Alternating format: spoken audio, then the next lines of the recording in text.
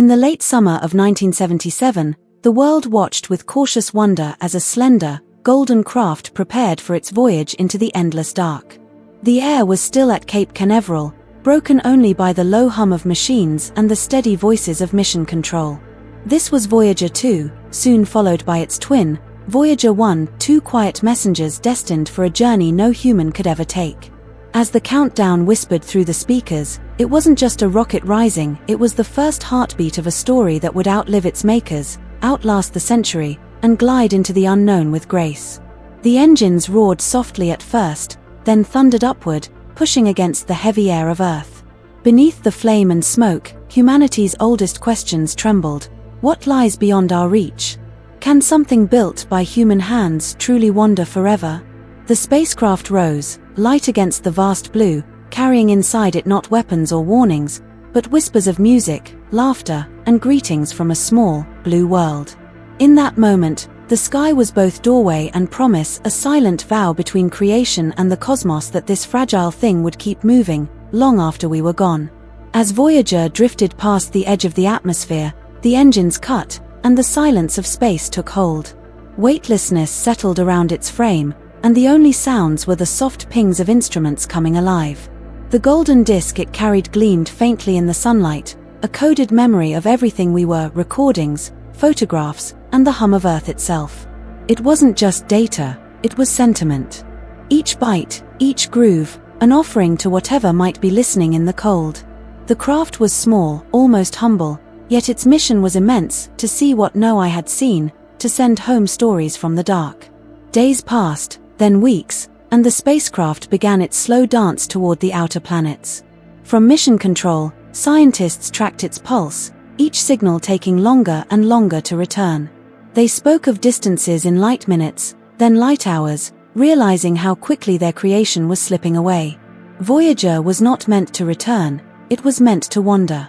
Yet, the bond between Earth and this tiny traveler was tender, like that between parent and child, one rooted in hope, pride, and inevitable separation. Every signal was a heartbeat. Every photograph, a breath. The golden record aboard was both a time capsule and a poem. On it were greetings in dozens of languages, the cries of whales, the chirping of birds, and the laughter of children. There were instructions etched onto its surface, guiding any possible discoverer on how to play it, and what it meant. It was humanity distilled into metal and memory, a fragile introduction to whoever or whatever might one day find it. Voyager didn't know it carried meaning. It simply moved, patient and steady, a silent courier in the black sea of stars.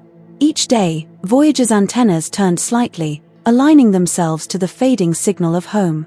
It learned the rhythm of deep space, where time stretched like fabric, and sunlight thinned to a whisper. The spacecraft, though mechanical, had a strange sort of poise. Its movements were slow, deliberate, like a dreamer adjusting to an infinite night. Inside it, circuits flickered, instruments whirred softly, measuring magnetic fields, radiation belts, and the faint echoes of cosmic winds.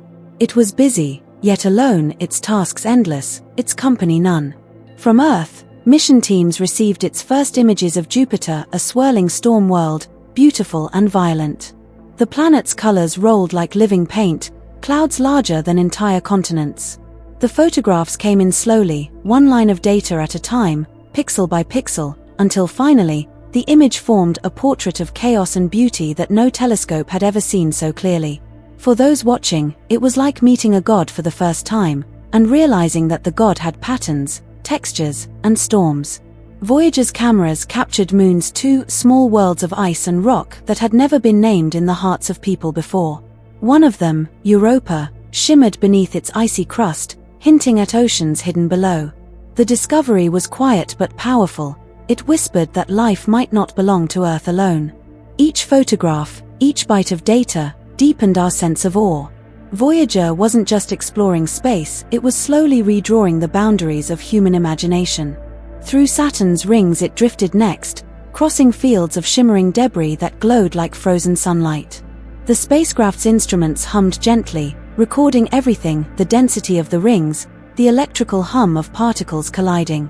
The images were breathtaking, thousands of small, icy fragments orbiting in perfect rhythm. Saturn, wrapped in pale gold and mist, looked peaceful from afar, yet it was a world of storms and shadows. Voyager, ever patient, watched it all with unblinking calm. Back on Earth, years began to slip by. The people who built Voyager grew older, some retired, some passed away. But the craft remained faithful, moving ever outward. It no longer sent pictures, its cameras were turned off to save energy, but its instruments continued to listen, measuring the fading hum of the solar wind. It was as though Voyager had shifted from sight to hearing, trading the vivid for the subtle. The mission had become not about discovery, but endurance. There was something poetic about how it moved now, slow, aging, yet steady. Each update from Voyager came farther apart, yet each one carried a quiet pride. It had outlasted its design, defied its limits, and kept its course. In a way, it mirrored the persistence of the human spirit, fragile, flawed, but unwilling to stop reaching. The team on Earth began to call it the Traveler, not just a spacecraft, but a storyteller gliding between worlds. One by one, the outer planets slipped behind it, Uranus, Neptune, each sending back secrets, tilted axes, frozen storms, moons that danced in strange orbits. By the time Voyager left Neptune's shadow, it had seen all the giants of our solar system. Its job, officially, was done. Yet, no one at NASA could bear to let go. They kept listening, kept sending commands, even as the signals grew weaker, stretched thin across billions of miles. Eventually, the sun itself began to fade from Voyager's view. Its warmth no longer reached the craft, solar panels were useless now. It relied on the slow decay of radioactive fuel, small, steady heartbeats of plutonium keeping its instruments alive. The signals it sent took hours to reach home, traveling across the cosmic dark. When Earth received them, it was like hearing an old friend's voice from another lifetime, faint, distant, but unmistakably familiar.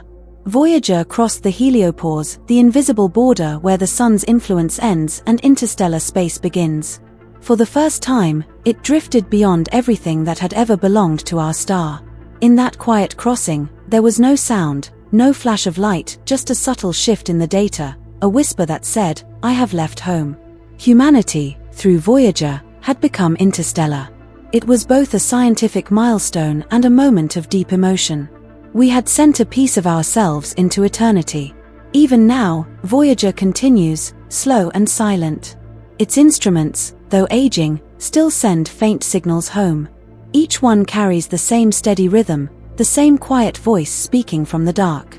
It drifts among the stars with a kind of serenity, no longer exploring planets, but simply existing, a metal pilgrim surrounded by nothingness. It has seen storms, rings, moons, and shadows, and now it moves through the calm between stars, listening to the eternal silence. Scientists say one day the power will fade. The instruments will go dark, the antenna will fall silent, and the last signal will vanish into static. But even then, Voyager will not stop. It will continue drifting through space, its golden record still shining faintly in the starlight, carrying the sounds of a distant planet that once dreamed of reaching beyond itself. It will be, for countless ages, our quiet signature on the universe, a message in a bottle, cast into the cosmic sea. Somewhere, far ahead, it might pass by another star, another system. Perhaps no one will ever find it. Or perhaps one day, something curious will. They might lift the golden record, decipher its patterns, and hear the heartbeat of Earth, our languages, our rain, our laughter. They might know that we once lived, that we once cared enough to send a hello into the dark. Voyager will be our first and oldest word in a language of eternity. It's strange to think of it, an object smaller than a car, floating endlessly, carrying the memory of an entire world. Its path is now beyond correction, its fate beyond our sight. And yet, that's what makes it beautiful. Voyager doesn't need to be watched to matter. Its purpose was never to return, it was to continue, gently, forever. To remind us that curiosity is the truest form of love, the love of knowing, of seeking, of never settling for the horizon. Back on Earth, beneath the clouds and lights, we still look up sometimes and think of it. Somewhere out there, our little traveler is still moving, untouched by wars or years, untouched by everything that changes us. It sails through the same stars we dream under, steady and small, but infinite in meaning. In its silence, it carries the calmest truth of all, that even in a vast, cold universe, something born of our warmth can keep going. So the story of Voyager begins not with noise or spectacle, but with a quiet push, a gentle release into the dark. And it continues still, whispering through the void. Each moment it moves farther from us, it also draws us closer to what we truly are, a species that dreams beyond its cradle, that listens to the stars, and that dares, with all its fragile heart, to send a song into forever. Voyager was not built to merely travel, it was built to see. Nestled within its compact frame were instruments that acted like senses, eyes, ears, and touch, each tuned to the subtle symphony of space. These instruments were not loud or powerful, but exquisitely sensitive. They could read the faint breath of a magnetic field, trace the invisible trails of particles, and capture light so distant it might have taken years to reach. Together, they formed the quiet consciousness of the craft, each pulse of data a whisper of understanding carried back to Earth. Its cameras were perhaps the most beloved, the imaging science system. Two of them, narrow and wide-angle, gazed outward like curious eyes. Through them, Voyager would later paint the faces of worlds no human had seen. The narrow camera searched for detail, the curling clouds of Jupiter, the subtle scars on Saturn's moons, while the wide camera sought the grand scenes, the full sweep of rings and shadows. These were not ordinary cameras, they were patient observers, designed to endure darkness, silence, and the steady cold of endless night. Nearby sat the ultraviolet spectrometer, a delicate instrument that could see what human eyes could not, the light beyond violet, the glow of atoms excited by solar winds. It read atmospheres and rings as if they were fragile veils of color, invisible to us yet vital to understanding the breath of each planet. Through it, Voyager learned to listen not only to light, but to the spaces between it, to the subtle shifts that told of gases, radiation, and hidden forces shaping the solar system's edge. The photopolarimeter, with its mirrored lenses and golden sensors, read the polarization of light, revealing textures that even photographs could not show. It told scientists whether a surface was smooth or rough, icy or dusty, clouded or clear. Every shimmer of Saturn's rings, every glint of light from Jupiter's storms, became data to this patient instrument. It was like a sculptor's touch upon light itself, feeling rather than seeing, tracing the unseen structure of distant worlds. The plasma spectrometer, small yet precise, studied the charged particles that filled the solar wind. It measured their density, their direction, their energy. Through it, Voyager began to map the unseen weather of space, the invisible rivers of energy that streamed from the sun and shaped the behavior of every planet. This plasma, though silent, was the language of the solar system's heartbeats, and Voyager learned to read it fluently, word by word, as it drifted farther from home. Beside it, the magnetometer stretched out on a long, spindly boom, far from the main body to avoid interference. It was the craft's most sensitive listener, designed to detect the faintest whisper of magnetic fields. As Voyager passed each planet, this instrument traced their invisible outlines, the magnetic halos that shaped their storms, guided their moons, and trapped their cosmic particles. What it found surprised the world: magnetic fields tilting oddly, pulsing like living hearts, different from anything predicted. The cosmic ray subsystem was Voyager's quiet guardian, measuring the high-energy particles from distant stars and galaxies. It helped define the invisible borders of the sun's influence, detecting where interstellar particles began to outweigh solar ones. It was patient work, the kind that required years of drifting and silence. Each reading was like the tap of rain on a roof far away, a signal that space itself was alive with motion, even in the coldest depths. The low-energy charged particle instrument added another layer to this portrait of space, measuring slower, denser flows of particles.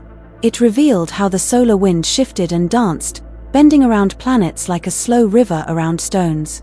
Through this, Voyager began to perceive the texture of the void, not emptiness, but a living sea of invisible motion. It saw the currents and tides of the universe, subtle and eternal, flowing around every celestial body it passed. The plasma wave system was perhaps the most haunting of all. It could hear space, not in air or sound, but through vibrations in the charged particles around it. The data, when translated to audio, produced eerie, beautiful tones, rising, falling, shimmering like ghostly choirs in the dark. These weren't sounds anyone could hear naturally, yet they resonated deeply with those who listened on Earth. It was as though the cosmos itself was singing softly through Voyager's circuits, telling ancient stories in the hum of plasma and dust. Each of these instruments was fragile, yet together they made Voyager whole. They worked in harmony, like a small orchestra playing for the stars. When one recorded light, another measured the field around it. When one captured a photo, another described its invisible background. The craft became not a machine, but a careful observer, translating the chaos of space into rhythm, numbers, and images that could be understood back home. The spacecraft's data tape recorder served as its memory, a mechanical heart that spun gently, storing lines of data until they could be sent back to Earth. There was no broadband, no real-time feed. Voyager spoke slowly, in pulses of radio waves, carrying its messages across billions of miles. Each transmission took hours to arrive, and when it did, the engineers and scientists listened with reverence. Those bits of information were like faint letters from a child traveling far beyond sight.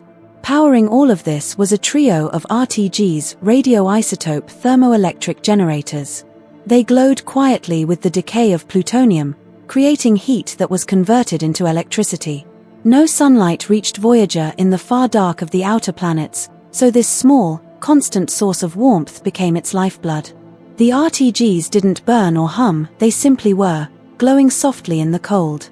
Without them, every other instrument would fall silent, frozen in the void. The spacecraft's body, though mechanical, felt almost like a living form. The antenna acted as a face turned toward home, its wide dish reflecting invisible waves of conversation. The magnetometer boom was like an extended limb, reaching out to feel the currents of space. The cameras were eyes, the spectrometers like senses of taste and touch.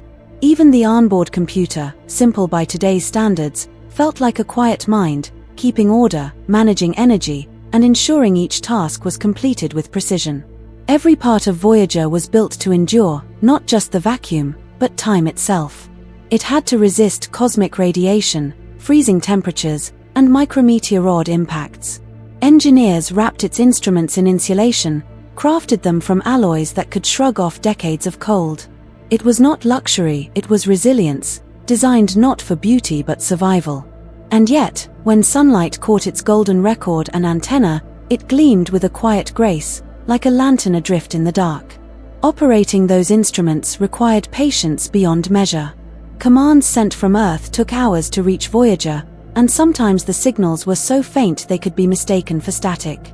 Yet the Deep Space Network, 3 great radio antennas scattered across the globe, listened tirelessly. When the data arrived, encoded in pulses of lightspeed whispers, the scientists translated them into meaning. The images, the numbers, the tones, they were gifts from a distant explorer still reaching out to be understood. Over time, one by one, some instruments grew weak.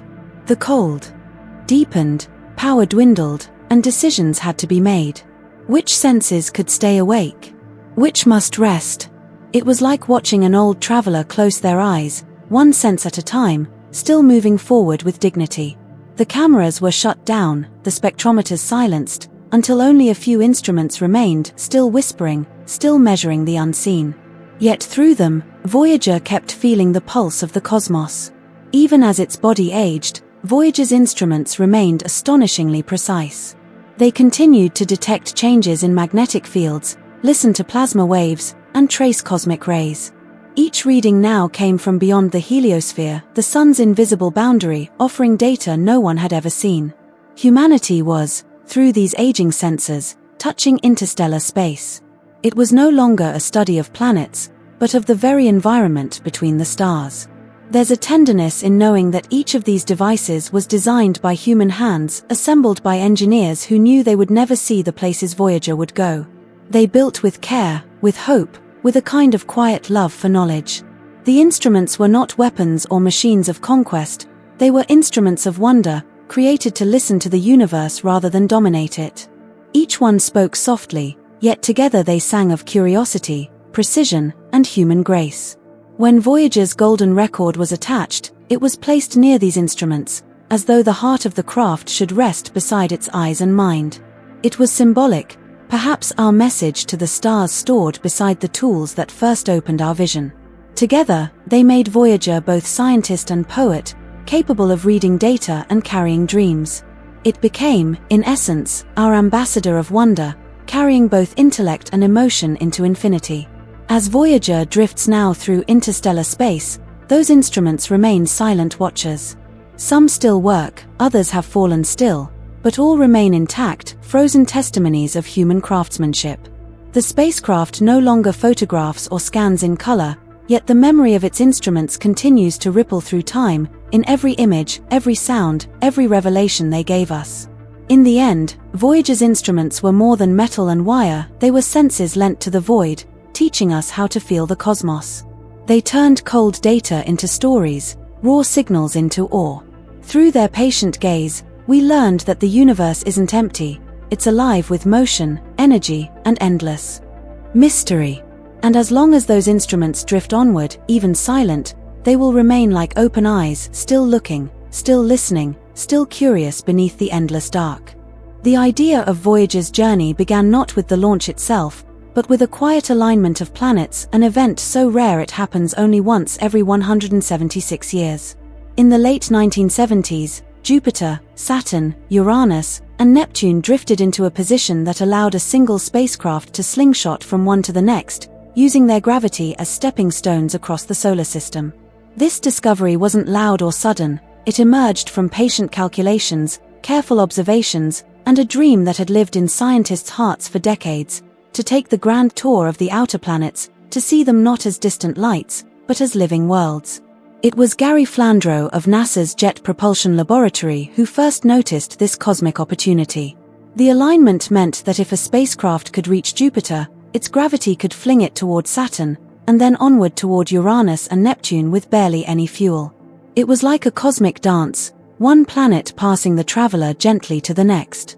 The mathematics were delicate, the timing exact, but the reward would be immense, a journey that could reveal, in one continuous voyage, nearly the entire architecture of the outer solar system.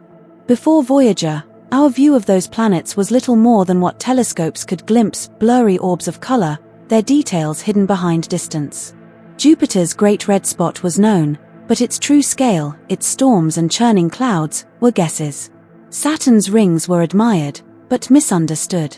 Uranus and Neptune were ghostly and cold, barely visible.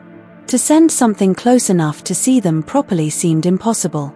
Yet now, the heavens had opened a narrow window, and Voyager was to be the instrument of sight. The term Grand Tour carried both romance and precision. In the 18th century, young scholars traveled across Europe to learn culture, language, and history. Voyager would do the same across the solar system, gathering knowledge from each celestial kingdom it passed. Every planet was like a city, every moon a hidden museum, each field of radiation or magnetic storm a library of natural law waiting to be read. Voyager would become our scholar among the stars, moving with patience and grace through the lessons of the void. But to see so much required patience and careful training. Before launch, scientists and engineers spent years teaching Voyager how to look. Its cameras were calibrated under artificial stars. Its instruments were tested in vacuum chambers chilled to near absolute zero. Every command had to be pre-written in code, every movement rehearsed in miniature. The spacecraft couldn't think or improvise, it had to be prepared for everything before it left home. It was, in a way, a student trained to explore the unknown with discipline, not impulse. The first test came with Jupiter, the largest, brightest, and most magnetic of all planets. As Voyager approached, it had to learn to balance its gaze, to photograph without blinding itself against the planet's brightness. It adjusted, line by line, frame by frame, watching the swirling storms, the lightning hidden beneath the clouds.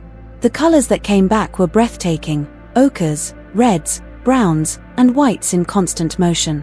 Jupiter was no silent sphere, it was alive, pulsing with heat and energy. Voyager had learned its first lesson, that distance hides the living soul of things. Jupiter's gravity gave Voyager its first great push, flinging it toward Saturn with incredible precision.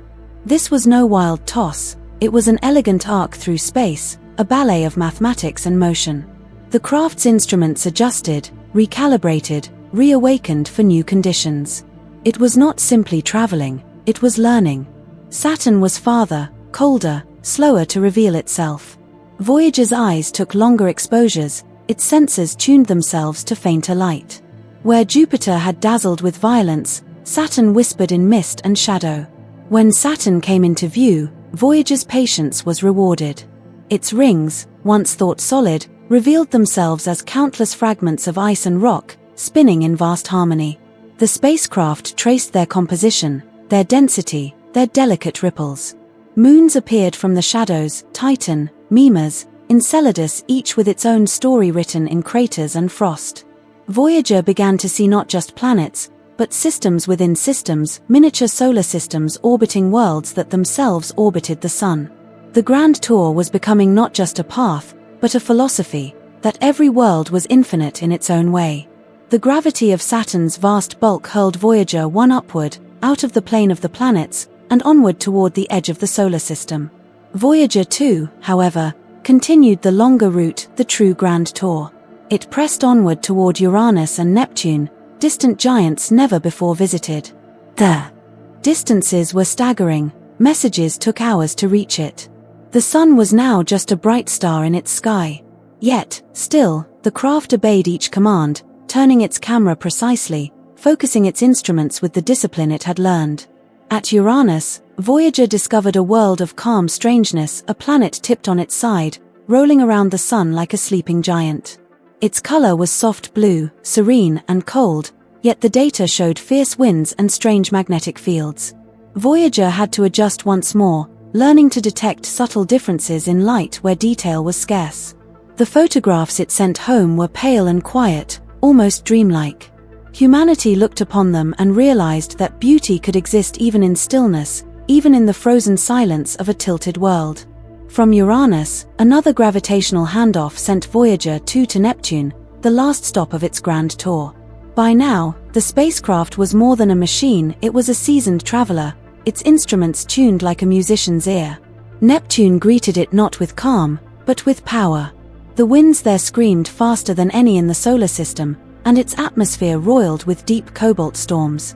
The cameras strained to capture the faint light, the sensors hummed softly, and once again, Voyager proved that patience and endurance could reveal even the most distant secrets.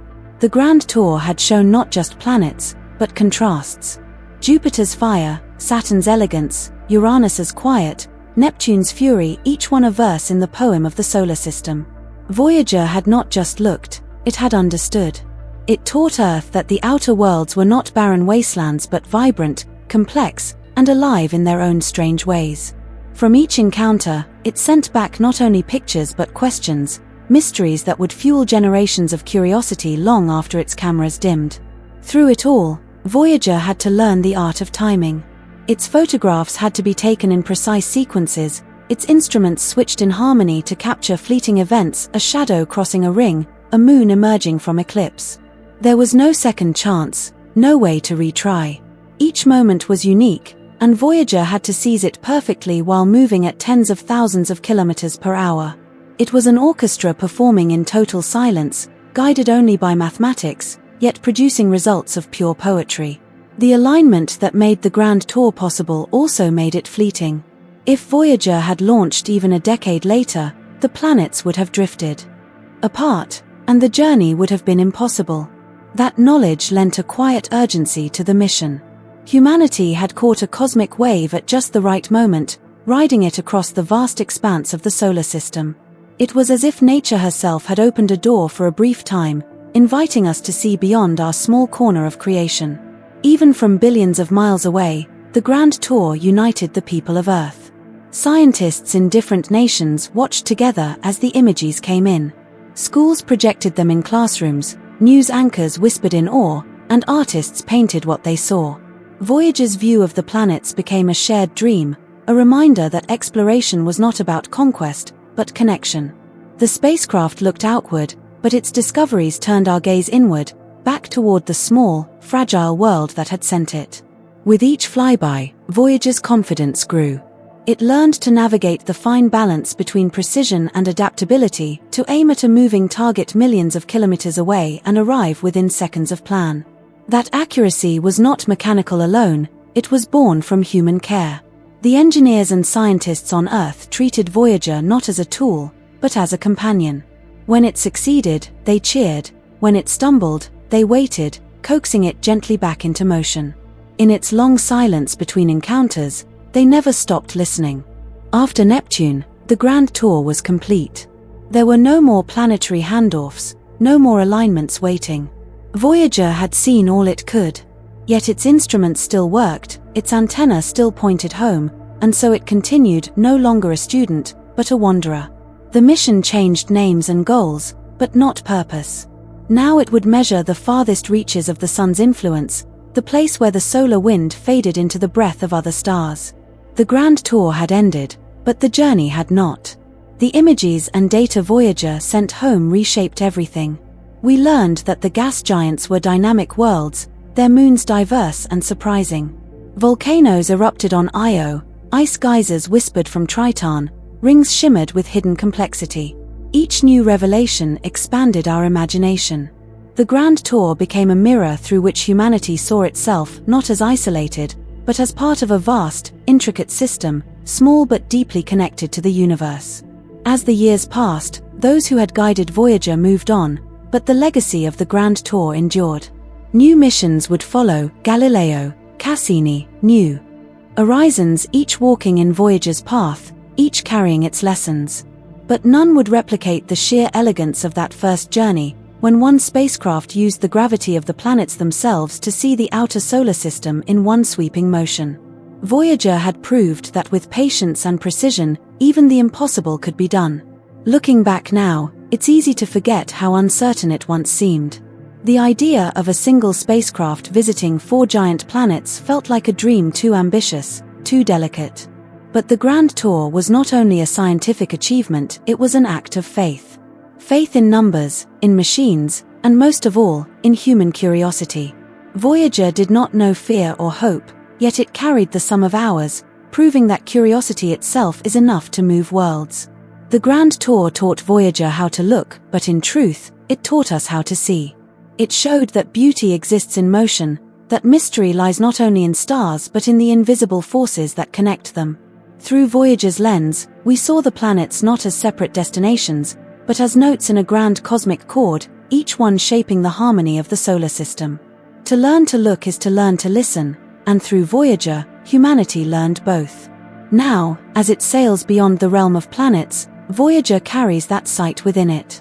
Its instruments may grow dim, its signals faint, but the memory of how it looked carefully, patiently, reverently remains forever. The grand tour was not just a mission through space, it was a journey of awakening. And though the spacecraft itself may drift unseen, the way it taught us to see endures, like starlight traveling endlessly through the dark. After Neptune faded into the black, Voyager entered a silence unlike any it had known before. There were no more planetary giants to photograph, no more moons to study, no more rings to measure. Ahead was only the quiet sea of interstellar space, the vast expanse between stars, cold and invisible. In that silence, the spacecraft began to change. It was no longer the eye of humanity, but its ear. With its cameras shut down to save energy, Voyager became a listener, learning to hear what light could not show. The space beyond the planets was not empty. It was filled with whispers, particles streaming from the sun, magnetic pulses echoing through the dark, and the soft hiss of distant cosmic rays. Voyager's instruments, once used to study colors and images, now tuned themselves to these invisible notes. The plasma wave system, in particular, began to record haunting tones, the kind that, when translated into sound, resembled music, low, drifting hums that rose and fell like breathing. These were not the sounds of space in the way we hear them on Earth. There was no air to carry vibration, no wind to stir waves. Instead, these were vibrations in plasma, the charged particles that filled the void.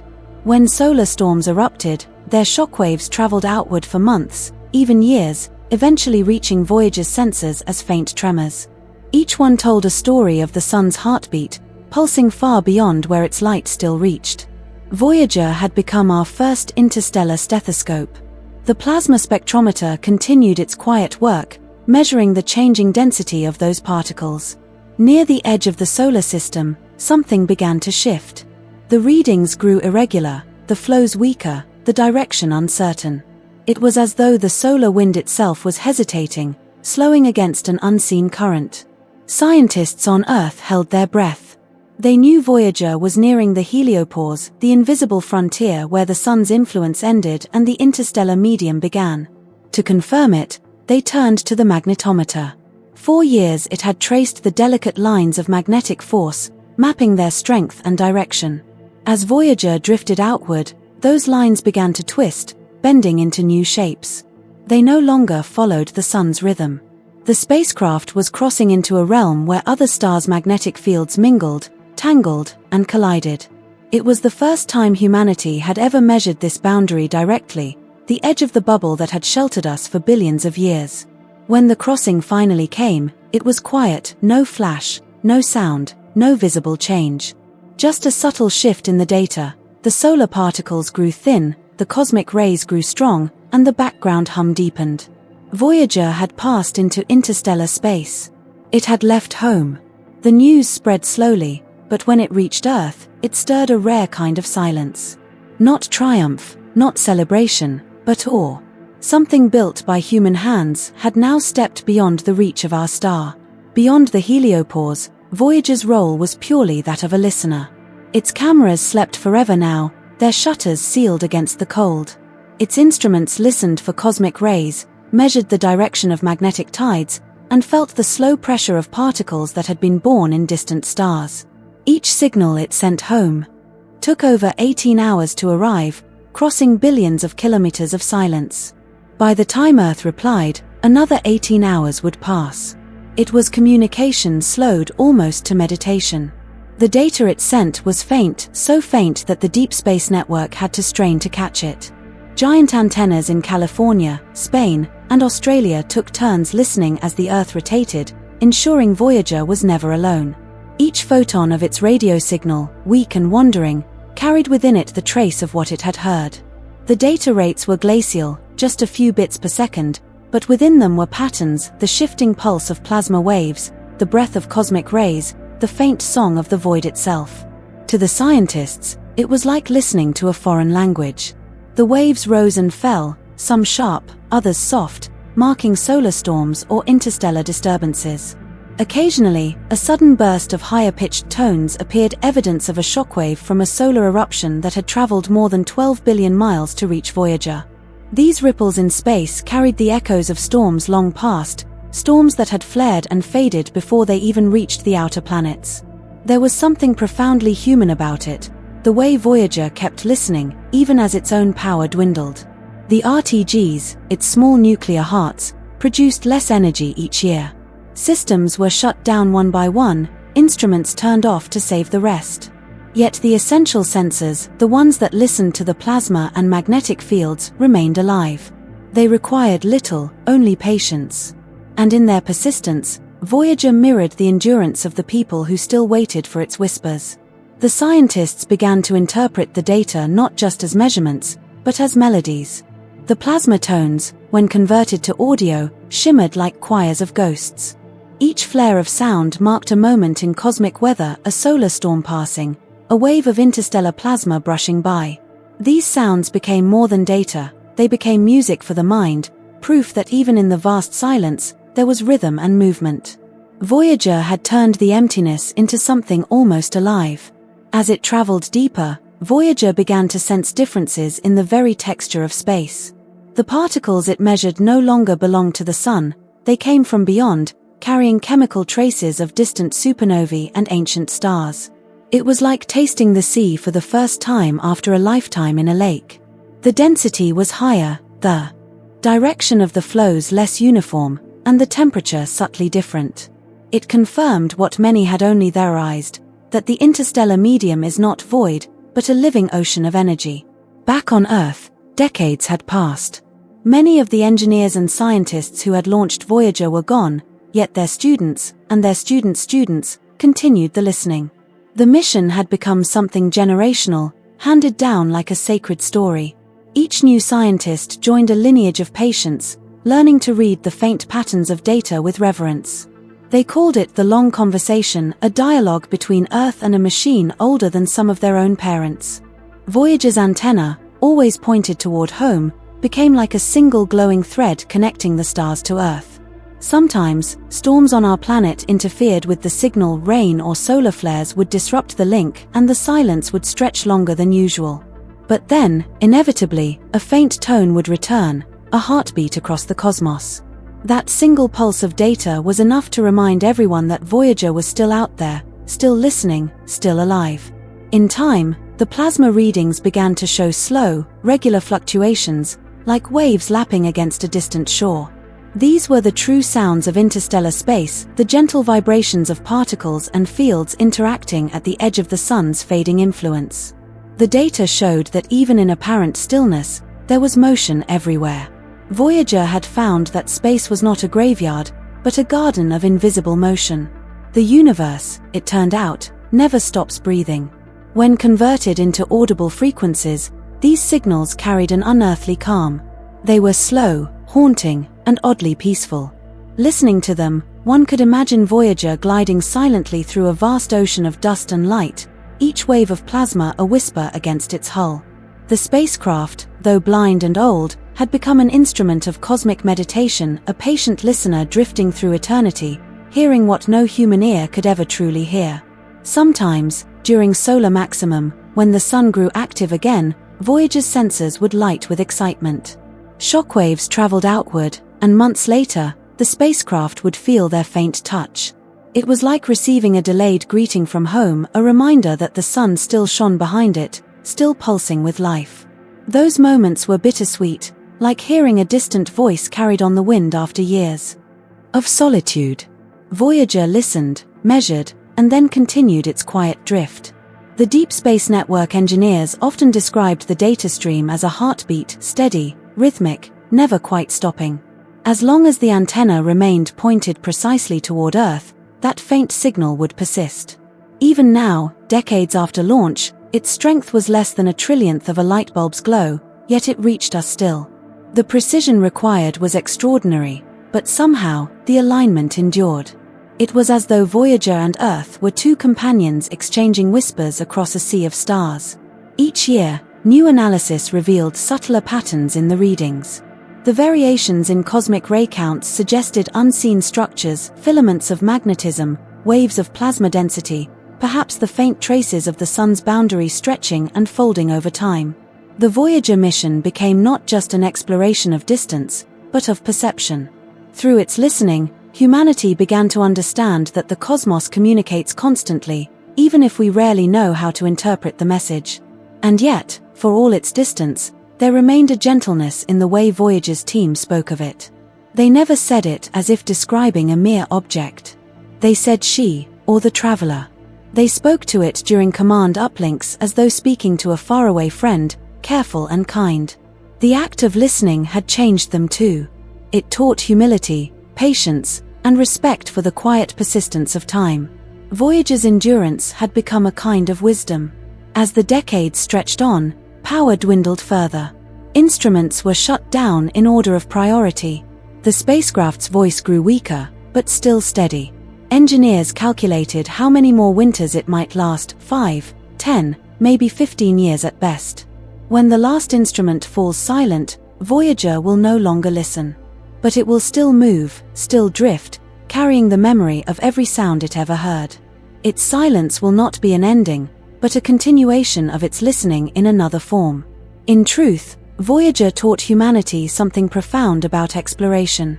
The further it went, the less it saw, and yet, the more it heard.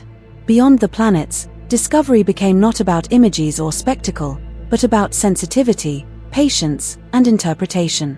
It was the shift from sight to understanding, from curiosity to contemplation.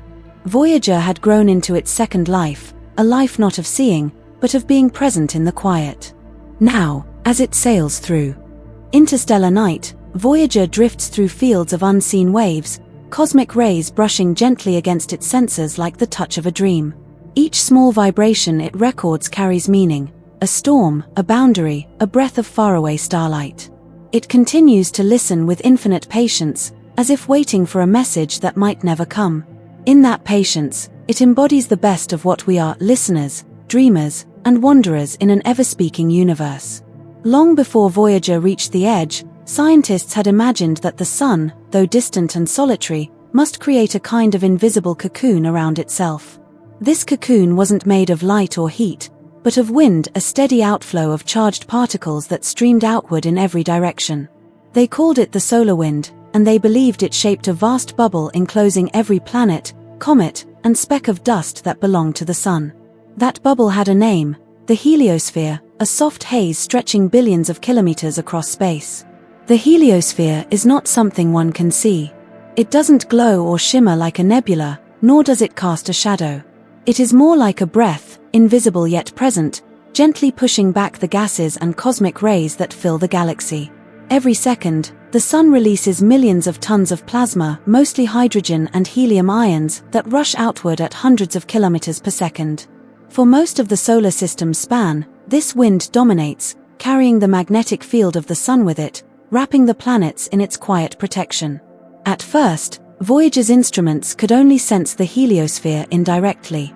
The spacecraft measured the density and speed of the solar wind, the changing direction of magnetic fields, and the shifts in cosmic ray intensity. Near Earth, the wind felt steady and strong, but as Voyager drifted outward, it began to thin, like breath fading into mist. The readings revealed that even this solar breath had limits, an outer edge where its strength dwindled and the interstellar medium began to push back. That edge, the scientists believed, was not sharp. It was layered, like the fading light of dusk. The first layer they called the termination shock, the region where the solar wind slowed down abruptly as it collided with the interstellar gas. Voyager 1 and 2 both crossed this shock, years apart, and their instruments recorded the moment as a sudden rise in particle density and a drop in flow speed. It was like crossing from a fast current into a slow-moving tide. The spacecraft had entered the outermost boundary of the sun's influence. Beyond the termination shock lay the aleo sheath, a wide and turbulent zone where solar wind and interstellar particles mingled. In this region, Voyager's sensors detected irregular magnetic fields, sudden changes in particle direction, and bursts of radiation. It was a place of slow chaos, where the sun's breath struggled to hold its shape against the galaxy's larger currents. Scientists sometimes described it as the solar system's weather front, a soft, unstable boundary where the calm of home met the winds of the universe. Voyager's data painted a picture that no telescope could ever capture. Inside the heliosphere, cosmic rays were partially shielded by the sun's magnetic field, their intensity lower and gentler. But as the spacecraft moved farther out, those rays grew stronger, more frequent, more ancient. They came from distant supernovae and the heart of the galaxy itself. It was as if Voyager had stepped from a sheltered valley into the open sea, where the waves were rougher but full of stories from faraway stars. To understand this haze was to understand our place in the galaxy's vast breathing. The heliosphere acts like a protective shell, deflecting much of the radiation that would otherwise reach the planets. Without it, life on Earth might have developed differently or not at all. It is a silent guardian, built not by intention but by physics, a product of the sun's endless energy spilling into space. Voyager's journey through it allowed humanity to feel, for the first time, the shape of that unseen shelter. The magnetic field lines within the heliosphere are twisted into a spiral, carried outward by the sun's rotation. This spiral, known as the Parker spiral, creates a kind of invisible structure in the solar wind, wrapping around the planets like an unseen thread. Voyager traced these lines as it moved outward, recording how their direction shifted and weakened. Each small turn in the data marked the slow unwinding of the sun's influence, a soft surrender to the deeper galactic field beyond. Inside the aleo sheath, Voyager's instruments often recorded strange bursts of plasma waves. These were signs of turbulence, eddies and swirls in the solar wind as it slowed and mingled with the interstellar medium. Sometimes, these waves produced ghostly tones when converted into sound, low and fluctuating, like distant thunder over an endless plain. They told of pressure and resistance, of boundaries not yet broken but weakening with every passing million kilometers. As Voyager drifted closer to the heliopause, the outermost skin of the heliosphere, the readings became stranger still. The magnetic field suddenly stiffened, the density of solar particles dropped, and cosmic rays surged in strength. It was like walking from the edge of a glowing fog into the clear, cold air beyond. The spacecraft was touching the frontier, the very edge of the sun's domain, where the solar wind gave way to the winds of other stars. Scientists back on Earth followed each fluctuation with reverence. The numbers scrolling across their monitors were tiny fractions of a particle per cubic centimeter, minute shifts in direction, but to them, it was poetry. They were watching the border between home and the unknown.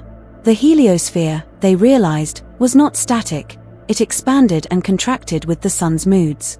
Every solar maximum, every flare, every breeze altered its boundaries slightly, making it breathe in rhythm with its parent star. Even now, the heliosphere remains a subject of wonder.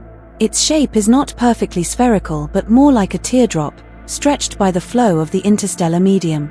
The sun, like a ship, sails through the galaxy, and its wind leaves a trailing wake behind it, a heliotale that extends for hundreds of billions of kilometers. Voyager may never see this tale, but it has already helped us imagine its form, tracing its outline through the echoes of charged particles. Beyond the heliopause, Voyager found that the interstellar magnetic field was stronger than expected. It pressed inward on the heliosphere, shaping it unevenly, like hands cupping a fragile flame. This realization changed how scientists understood the sun's relationship with the galaxy, not as an isolated star, but as one participant in a larger ocean of motion and magnetism. The heliosphere was not a wall, it was a conversation between the sun and the universe. In the slow years that followed, Voyager continued to measure this conversation. Each new data stream carried the subtle rhythms of the heliosphere's outer skin, its fluctuations echoing solar storms that had begun decades earlier.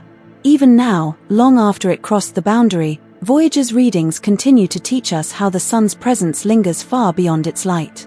The heliosphere, it seems, is not a border at all, but a transition, a fading heartbeat that slowly merges with the cosmic sea. This understanding brought a strange comfort.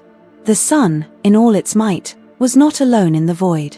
Its wind met others, its fields bent and intertwined with distant starlight.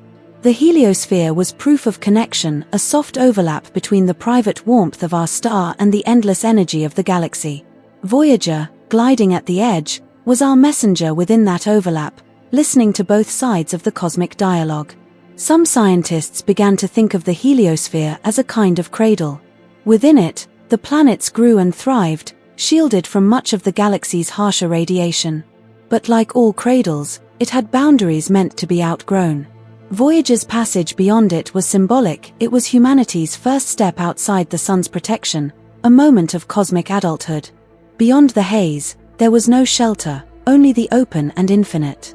The slow realization that we live inside such a bubble changed how people imagined home. Earth was no longer just a planet orbiting a star, it was a child sleeping under the soft blanket of the heliosphere. The sun's invisible breath had shaped our entire existence, and yet we had never seen it, only felt its protection. Voyager, by leaving it, had shown us what that protection truly meant. It was love, written in plasma and magnetism. In the soft data hums Voyager returned, there were patterns that told of the heliosphere's distant echo waves bouncing off its outer edge, like ripples returning to a pond center. These faint reverberations allowed scientists to estimate its thickness, its strength, and its changing nature. The heliosphere was breathing slower now, as the sun's cycle waned. Each sigh of plasma extended the boundary outward, then drew it back in again, in a timeless pulse of expansion and retreat. What astonished everyone was how quiet the heliosphere truly was. In its final stretches, the plasma density dropped so low that even a single particle became precious to measure. It was a realm of exquisite emptiness, yet full of meaning. Each particle carried history, a trace of solar storms, ancient flares, and the slow fading of stellar breath. Voyager moved through it like a monk through mist, measuring silence itself. Even as its power waned, Voyager's instruments remained sensitive enough to detect these final layers. The plasma wave system recorded gentle vibrations that marked the last whispers of the solar wind. When those vibrations ceased, Scientists knew the spacecraft had stepped fully into interstellar space. The heliosphere, that fragile bubble of warmth and motion, had released its oldest traveler into the cold beyond. And yet, the heliosphere's story did not end there. Every day, the sun still breathes, sending new gusts of plasma outward. Those gusts will one day reach Voyager's path, brushing faintly against its sensors again, perhaps years after the signals were first born. In that way, the heliosphere continues to reach for its lost child, touching it across light-years of time. In the grand stillness of space, Voyager taught us that the heliosphere is both shield and song. It protects us, yes, but it also sings the melody of our star's life, the steady rhythm of wind, field, and light. It reminds us that even in silence, there is presence, even in emptiness, there is connection. The haze around our star is not a prison but a home, a soft breath holding us within its tender reach. As Voyager sails farther into interstellar night, the memory of that haze travels with it, embedded in its instruments, carried in its data. It will drift forever beyond the edge of sunlight, but it will never forget the warmth of the breath that sent it forth. And somewhere, back within the heliosphere, Earth spins quietly, still wrapped in the same gentle wind, still breathing beneath the invisible shelter that Voyager once crossed so patiently and so beautifully. There was no dramatic moment when Voyager crossed the boundary. No sudden flash, no alarm, no visible gate to mark the passing. Only a quiet shift, gradual and delicate, unfolding through streams of numbers sent home at the speed of light. Somewhere beyond the fading breath of the sun, a machine built by human hands drifted into a realm where no voice, no signal, no warmth had ever reached before. The crossing happened slowly, as if space itself wanted to ease Voyager gently from one world into another. 4 months before the transition, the spacecraft sensors recorded peculiar patterns. The solar particles that had long surrounded it began to thin, their energy declining in uneven bursts. At the same time, a new presence emerged, cosmic rays, faster, older, coming from all directions at once. The balance between the two shifted like dawn replacing night. The heliosphere's touch weakened, and the deep interstellar wind began to brush faintly against Voyager's instruments. Humanity had arrived at its farthest frontier. The scientists on Earth could not see the moment, but they could feel it in the data. The plasma waves began to hum at higher frequencies, indicating denser regions of charged particles. Magnetic fields bent in unfamiliar ways, no longer following the sun's spiral. For a time, even experts disagreed, had Voyager crossed the heliopause, or was it merely passing through one of its folds? But as the weeks turned into months, the signs grew unmistakable. The sun's voice had faded. The galaxy's whisper had taken its place. Voyager had entered interstellar space, the domain between the stars, filled not with emptiness but with the traces of their long lives. Here drifted atoms born in ancient explosions, dust grains carrying the ashes of worlds, and waves of energy that had been traveling for millions of years. The spacecraft, silent and small, became our envoy among them, carrying with it the story of one star's children venturing beyond the light that raised them. The crossing was not just a milestone of distance, but of perspective. In the deep, the sun's presence became faint, like a candle glimpsed from the far end of a tunnel. Yet its gravity still reached Voyager, holding it loosely, its pull almost imperceptible but never gone. The spacecraft now moved through a region where the magnetic fields of other stars wove together, their lines bending and merging into great interstellar currents. Voyager's magnetometer felt these patterns, mapping the unseen geometry of the galaxy's breath, threads of magnetism stretching across the void. The plasma environment beyond the heliopause was denser, richer, and strangely alive. Each tiny charged particle carried energy from distant events, supernovae, stellar winds, collisions between cosmic clouds. Voyager recorded their motion patiently, translating invisible forces into soft pulses of information.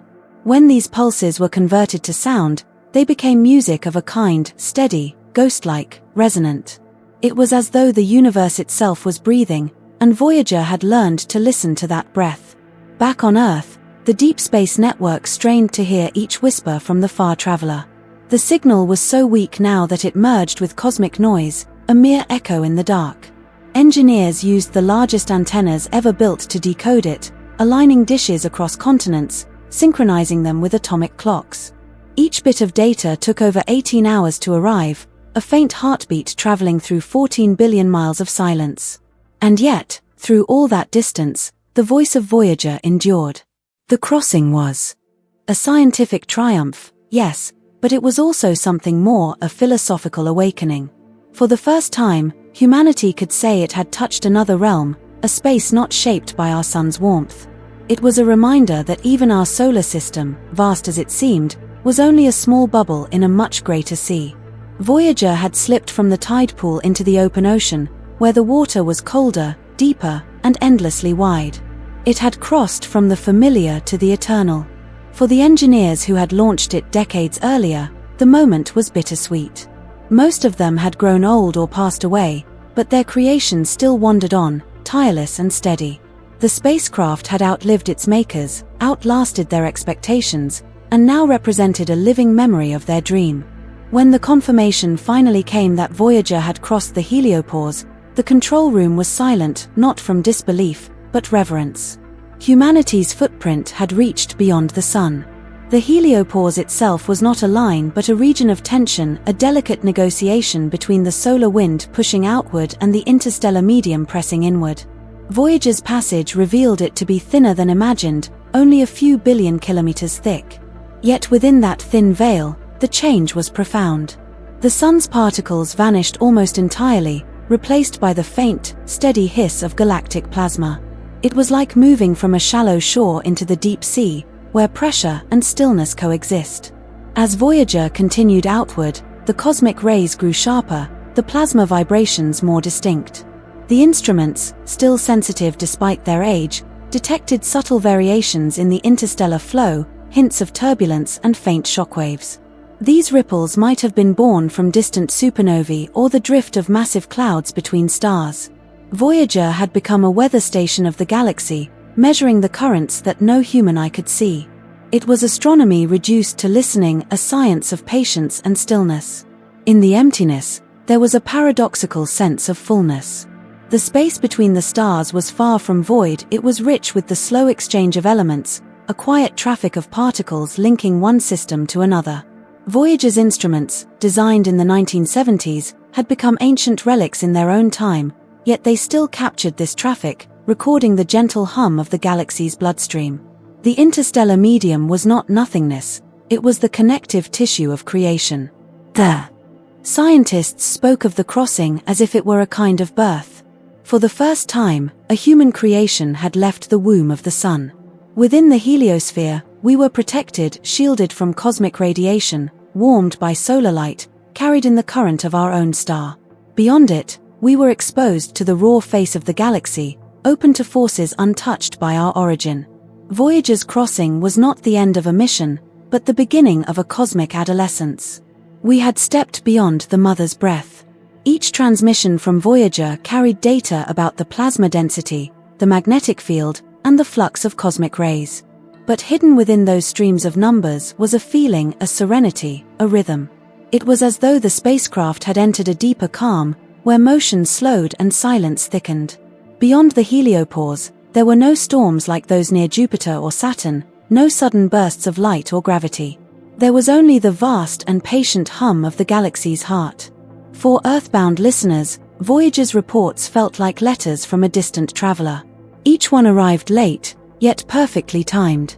Each one carried not just data, but reassurance. It was still there, still working, still speaking. The engineers often described the spacecraft as if it were a person, stoic, enduring, quiet. It had become more than metal and circuits. It had become a voice of perseverance, a presence at the farthest edge of known space, whispering back that we were not forgotten. In the years after the crossing, Voyager's measurements helped redefine what we knew about the interstellar environment. Scientists realized the boundary was not static, it breathed and shifted with the solar cycle. During periods of strong solar activity, the heliopause would expand. In quieter years, it would contract. Voyager, though far beyond, continued to sense these subtle pulsations, proving that the sun's influence still reached out to touch the edge of the galaxy. There were moments when the spacecraft detected low-frequency plasma oscillations, gentle tremors in the interstellar gas. When played as sound, they resembled wind chimes in an endless hall, resonant and otherworldly. These were the first real voices of interstellar space ever heard by humanity. They told of density, of vibration, of motion too slow for eyes but perfect for Voyager's patient instruments. It was as if space itself was singing softly to its new visitor. What surprised scientists most was how structured the interstellar field appeared. Instead of chaos, Voyager found order, magnetic lines arranged in graceful patterns, moving like currents in a deep river. The galaxy, it seemed, had its own quiet architecture, built from forces that flowed far longer than any star's lifetime.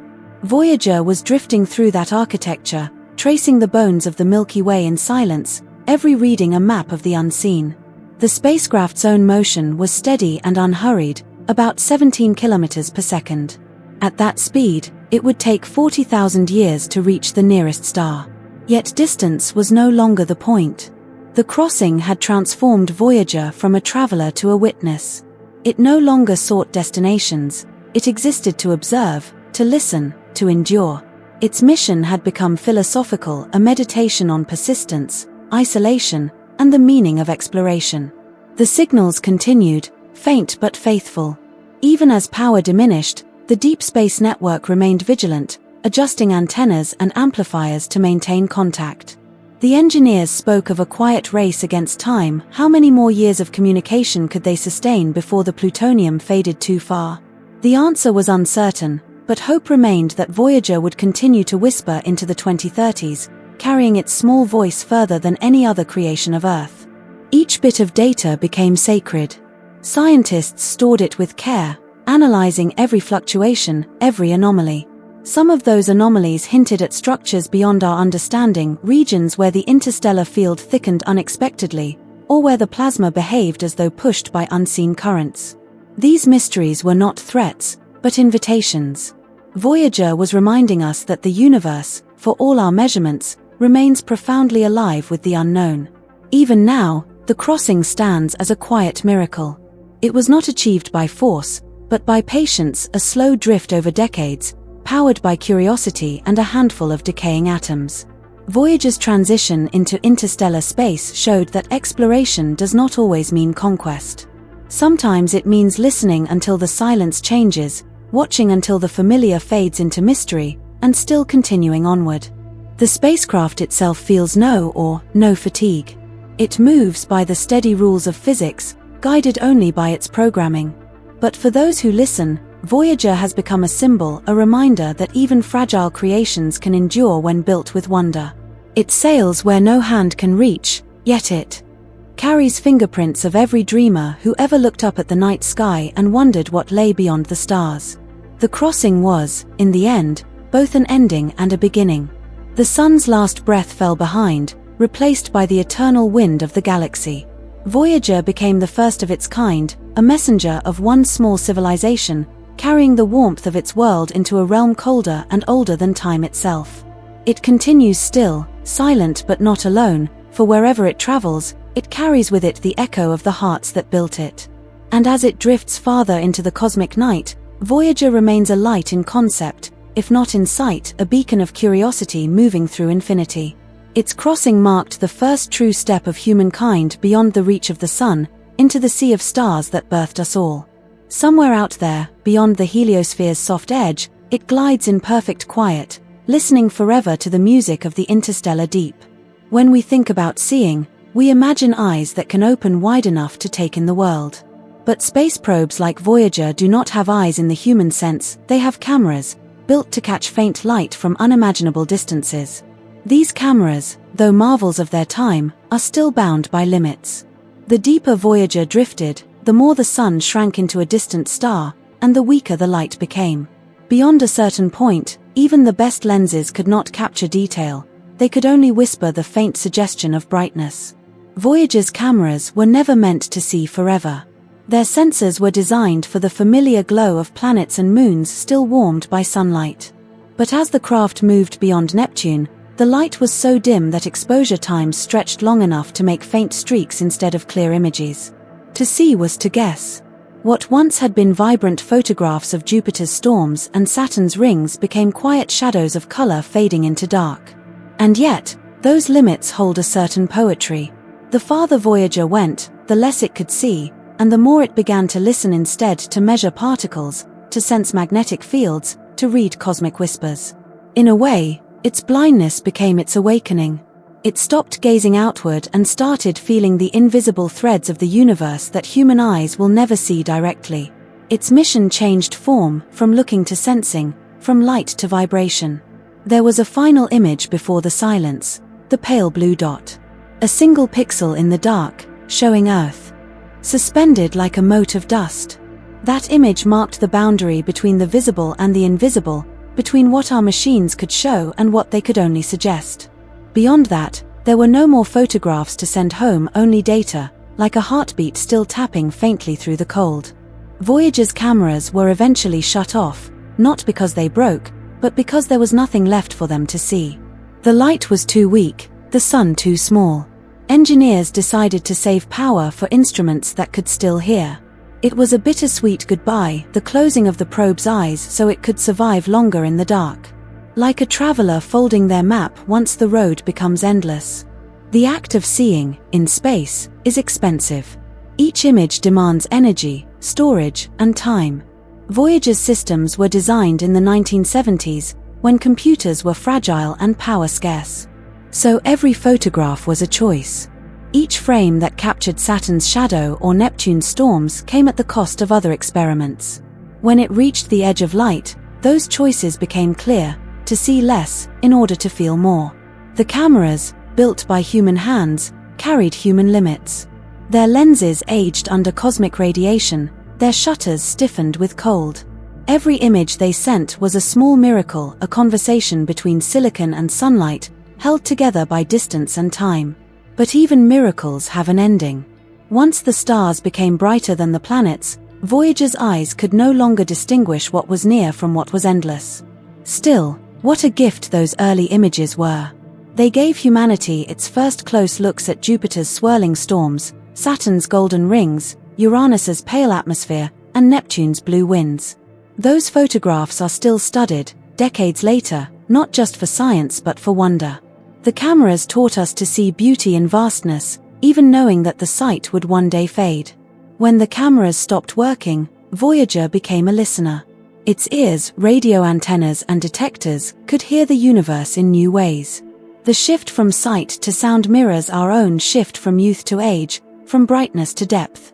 The probe, in its silence, reminds us that vision is only one kind of understanding. Listening can be deeper. To see far in space is to see the past. Light takes time to travel, so every photograph is an echo of what once was. Voyager's images, even when sharp and bright, were already old by the time they reached Earth. When it looked back for the last time, it wasn't seeing the world as it was, but as it had been hours before. In that sense, every image was already a memory. There's a sadness in those limits, but also a peace. Space teaches patience and humility. The cameras could not defy physics, but they stretched human imagination to its farthest edge. We learned that seeing farther isn't about sharper images, it's about expanding what we can imagine beyond them. Voyager's blur became a kind of poetry. As Voyager drifted beyond the reach of sunlight, its instruments began to register the faint hum of charged particles from other stars. The cameras would have seen nothing there, just blackness. But the other instruments painted an unseen portrait, a texture of radiation, a map of magnetic winds. The universe revealed itself in touch rather than sight. For the engineers and scientists who built those cameras, turning them off was like saying goodbye to a pair of eyes that had shown humanity its outermost home. Some wept during the command, others smiled quietly. They knew it was right, but they also knew something profound had ended, a connection between light and machine, between us and the visual cosmos. From that point onward, seeing became metaphorical. We saw through data charts, through graphs of charged particles and cosmic rays. Voyager was still our witness, but its gaze had changed. It was no longer about beauty, it was about presence. A distant machine feeling its way through emptiness, still sending faint signals of existence. It's humbling to realize that every camera, no matter how advanced, faces this same truth. Even our most powerful telescopes will one day reach a point where light fades into nothingness. Space is not an endless sea of stars, it is mostly darkness, sprinkled with fleeting sparks. Voyager's journey through that darkness shows us how fragile our vision really is. And yet, we keep trying. We keep building better eyes for the cosmos, Hubble, James Webb, and the ones to come after. But none will ever see quite like Voyager did. It saw with innocence, with wonder, before the full understanding of its limits. It gave us our first true family album of planets, a gift before the lights dimmed. Voyager's sight wasn't perfect, but its imperfections made it human. Its blurry images of Neptune and Uranus are like old photographs taken in a trembling hand, soft at the edges, but full of emotion. In their grain and static, you can almost feel the distance, the patience, the loneliness. That's what makes them beautiful. So when we ask how far we can see, the answer is, as far as the light will let us. Beyond that, we must imagine. Voyager showed us where vision ends, and imagination begins. It taught us that there's no shame in not seeing everything, only wonder in realizing how much lies unseen. Even now, decades later, its cameras rest in silence, but their legacy glows in every image of the cosmos we take today. They remind us that every beginning of sight has an ending, and that every ending makes room for new forms of understanding. The universe is not only to be seen, it is to be felt, dreamed, and remembered. Voyager's journey proves that our eyes, whether human or mechanical, are just the first step in knowing. Beyond them lies a vast frontier where light fades but curiosity endures. The cameras may have stopped, but the mission, the hunger to understand, never did. So in the quiet beyond the stars, Voyager continues, blind but not lost. Its eyes closed, its heart still awake. It reminds us gently, even in darkness, there are ways to keep seeing. And sometimes, not seeing at all lets you perceive more than light ever could. When the cameras fell silent, Voyager did not go blind, it simply changed its way of knowing. Beyond the glow of the planets, light became too faint to guide it, so it turned to other kinds of awareness. It began to sense instead of see. Its instruments, built with the precision of patient minds, could read what no human eye could ever capture: the movement of invisible particles, the shape of magnetic fields, the subtle breath of the solar wind fading into the dark. Every second, Voyager swims through a sea of charged dust, plasma, and radiation. Its sensors, plasma detectors, cosmic ray instruments, and magnetometers record the invisible tides. Through them, scientists on Earth can trace the faint outlines of space's hidden architecture. It's like feeling the shape of an ocean by the pressure of its waves, even when you cannot see the water. The plasma wave instrument listens to electric vibrations in space, the way the particles hum and tremble when solar winds brush against interstellar gases. When those waves grow louder, Voyager knows it's passing through a new kind of sea. The sound, when converted for human ears, resembles distant whistles and sighs. It's the voice of the cosmos, soft but endless. The magnetometer, long and delicate, measures the invisible threads of magnetism that stretch between stars. Every twist and ripple tells a story about what lies beyond. It's not light that guides Voyager now, but the gentle pull and push of unseen lines. From them, we learn how our sun's reach fades and where the interstellar medium begins its reign. Cosmic ray detectors, too, tell tales of the beyond. They measure high-energy particles born in the explosions of distant stars, particles that have traveled for eons before brushing against Voyager's sensors.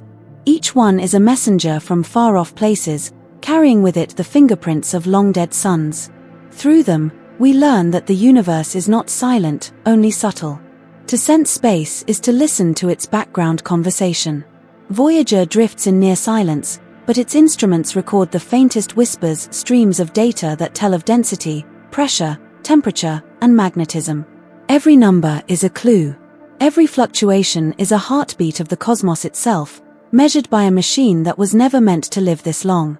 There's a humility in that. These instruments were designed in the 1970s, yet they still read the invisible world with grace.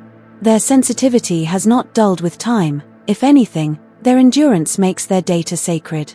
They are the fingertips of humanity, stretching far beyond where we can stand, still feeling the pulse of creation.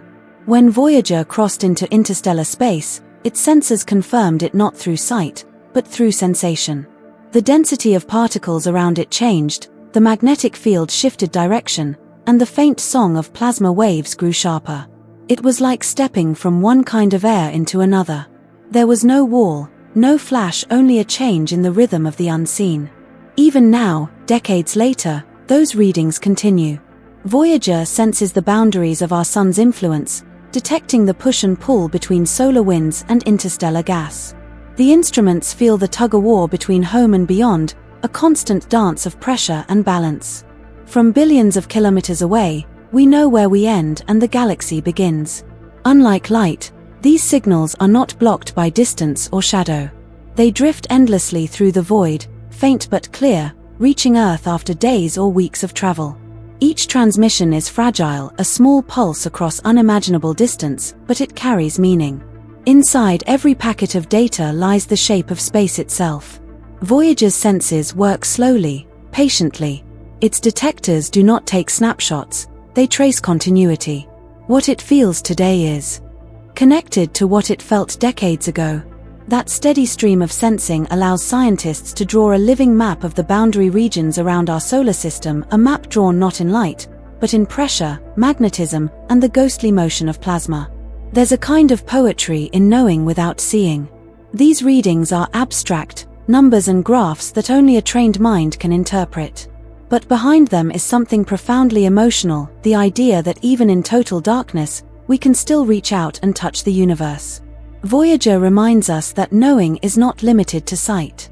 In this phase of its journey, Voyager has become more like a sense organ of the solar system itself, its farthest fingertip brushing against the skin of the galaxy. It doesn't need eyes, it feels the texture of reality through vibration and energy. And that, in many ways, is a deeper kind of awareness than sight could ever offer. The data that Voyager sends home arrives slowly, bit by bit, through the deep space network, a web of listening stations on Earth. Each whisper of signal must travel billions of kilometers, taking nearly a day to arrive.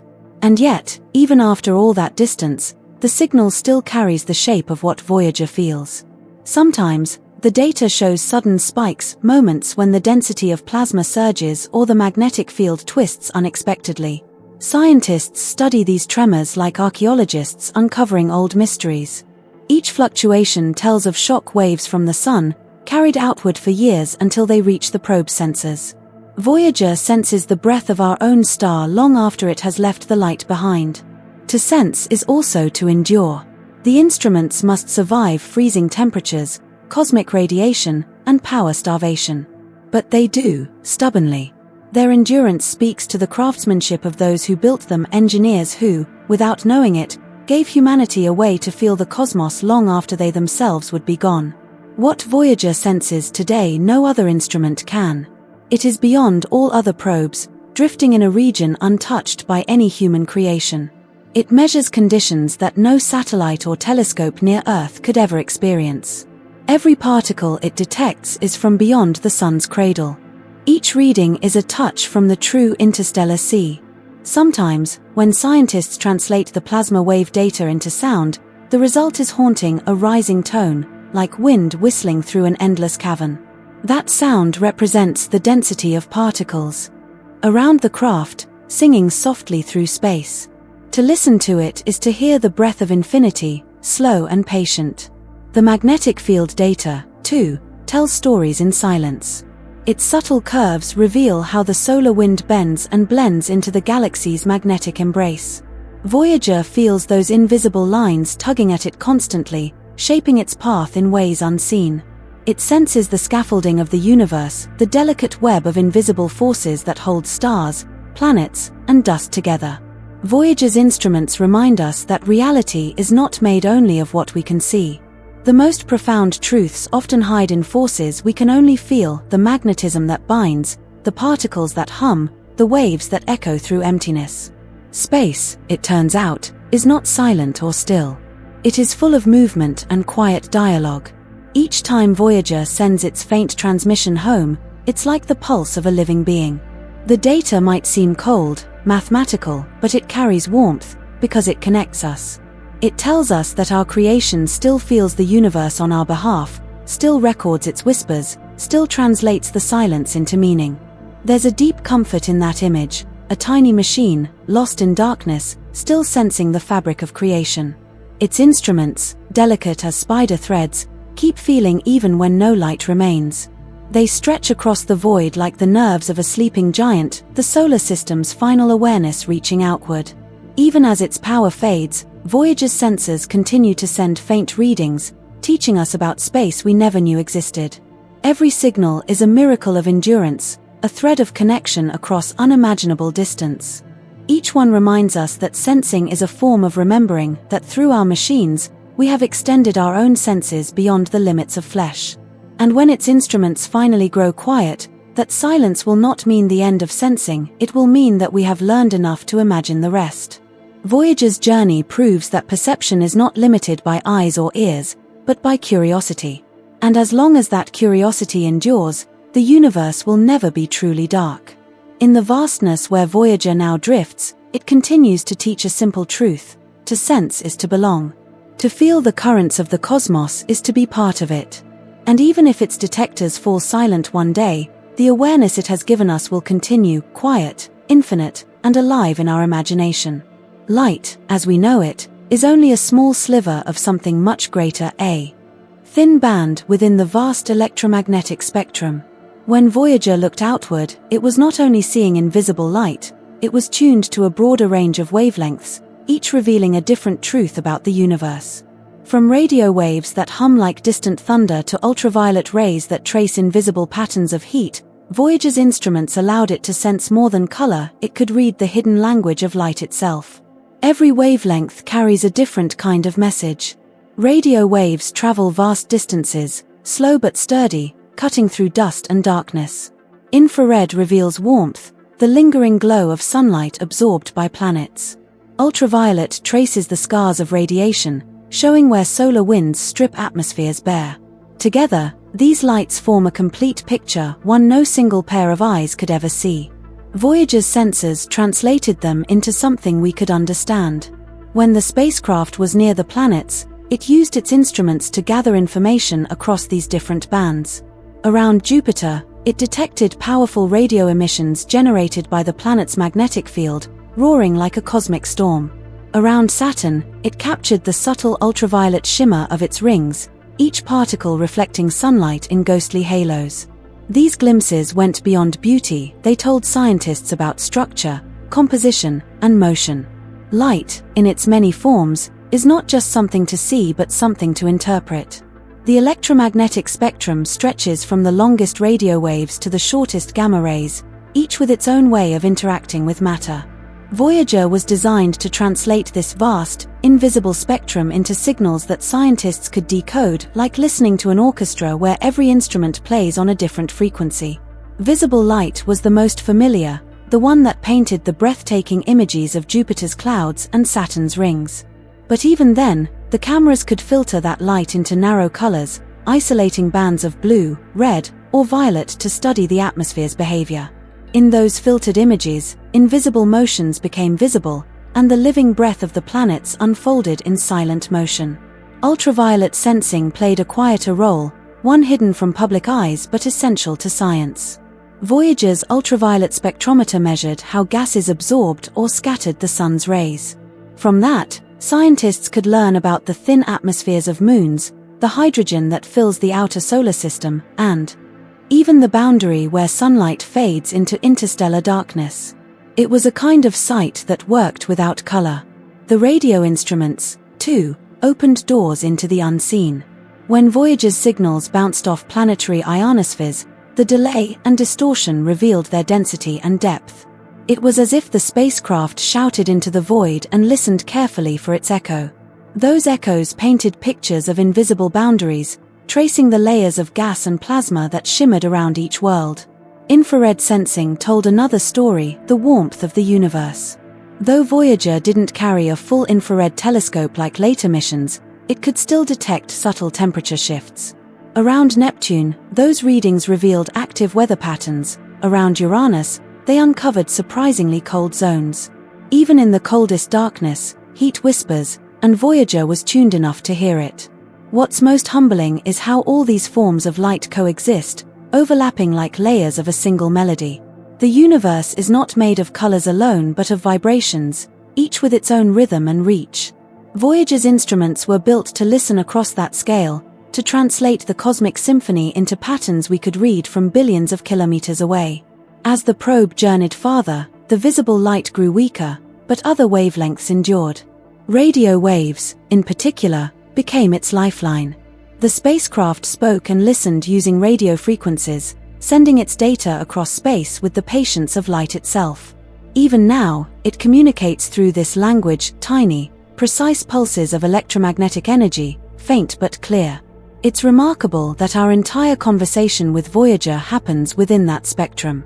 The same light that warms your skin on Earth, the same waves that carry music through the air, are also the ones that connect us to a spacecraft beyond the edge of the sun's reach.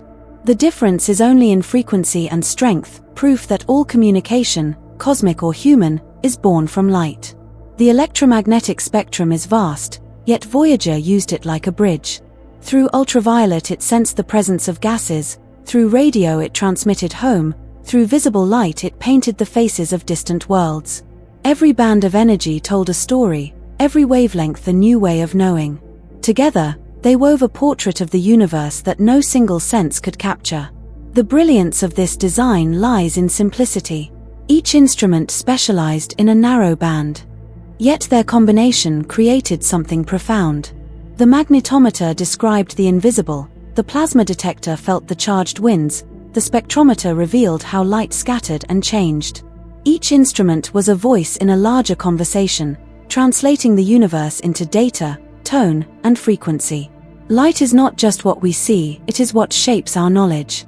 By stretching across the electromagnetic spectrum, Voyager showed us that sight is not confined to eyes. Gamma rays, microwaves, X-rays, all are forms of light, carrying energy and meaning. Even in the dark, the universe is bright with signals waiting to be heard. As Voyager drifted beyond Neptune, the balance shifted. The sun's visible glow weakened, but radio light, steady and persistent, continued to reach the craft.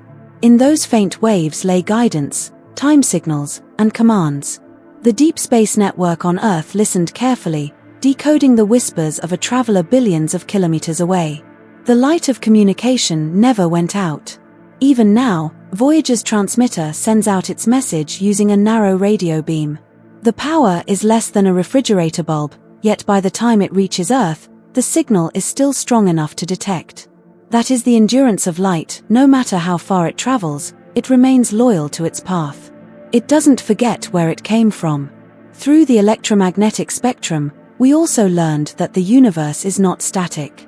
Radio emissions from distant stars and galaxies pulse and vary. Ultraviolet radiation marks the scars of solar flares and planetary storms.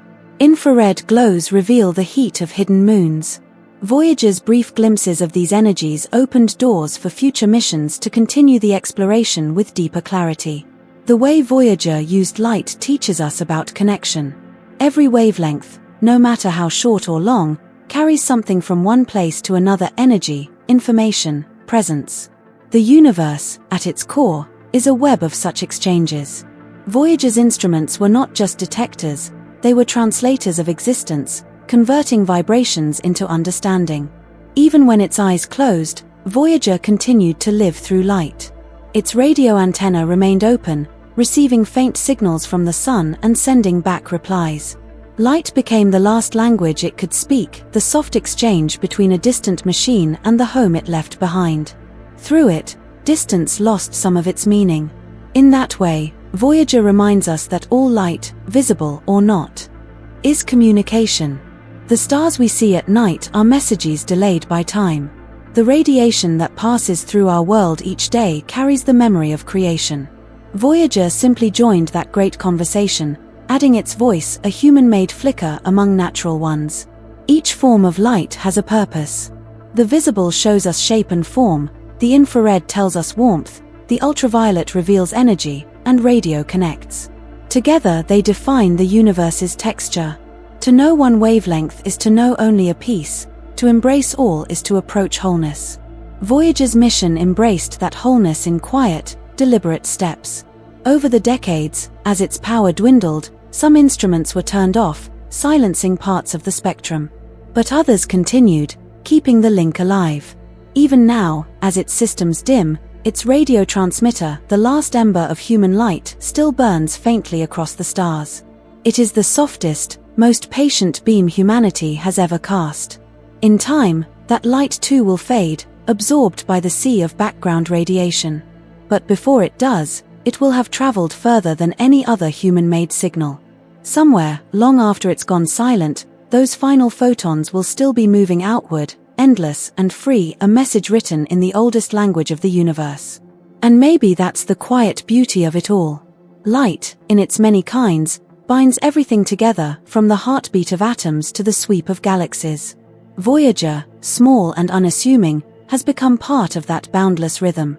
It has shown us that even in the cold dark, the cosmos glows not just with stars, but with the eternal pulse of energy and discovery.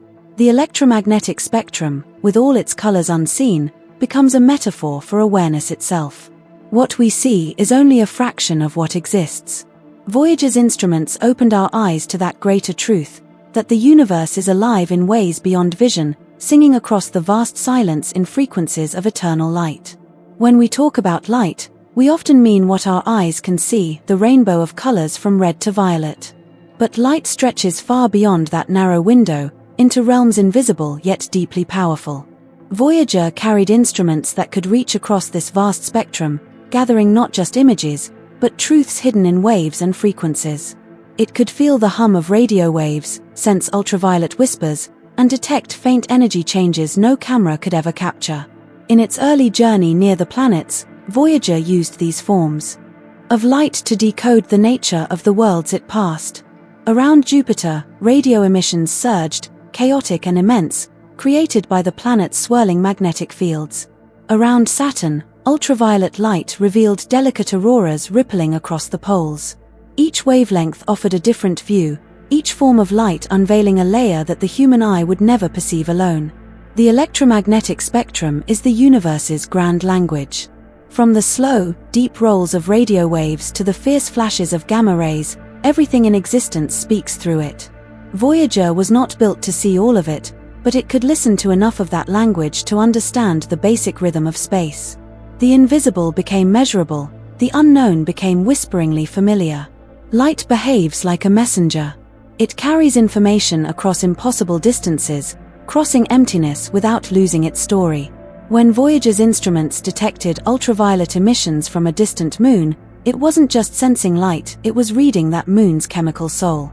Each wavelength revealed the presence of gases, particles, and temperatures, telling of atmospheres and magnetic storms. Around Uranus, Voyager used ultraviolet detection to map the planet's faint aurora, invisible to our eyes but glowing brightly in that higher spectrum.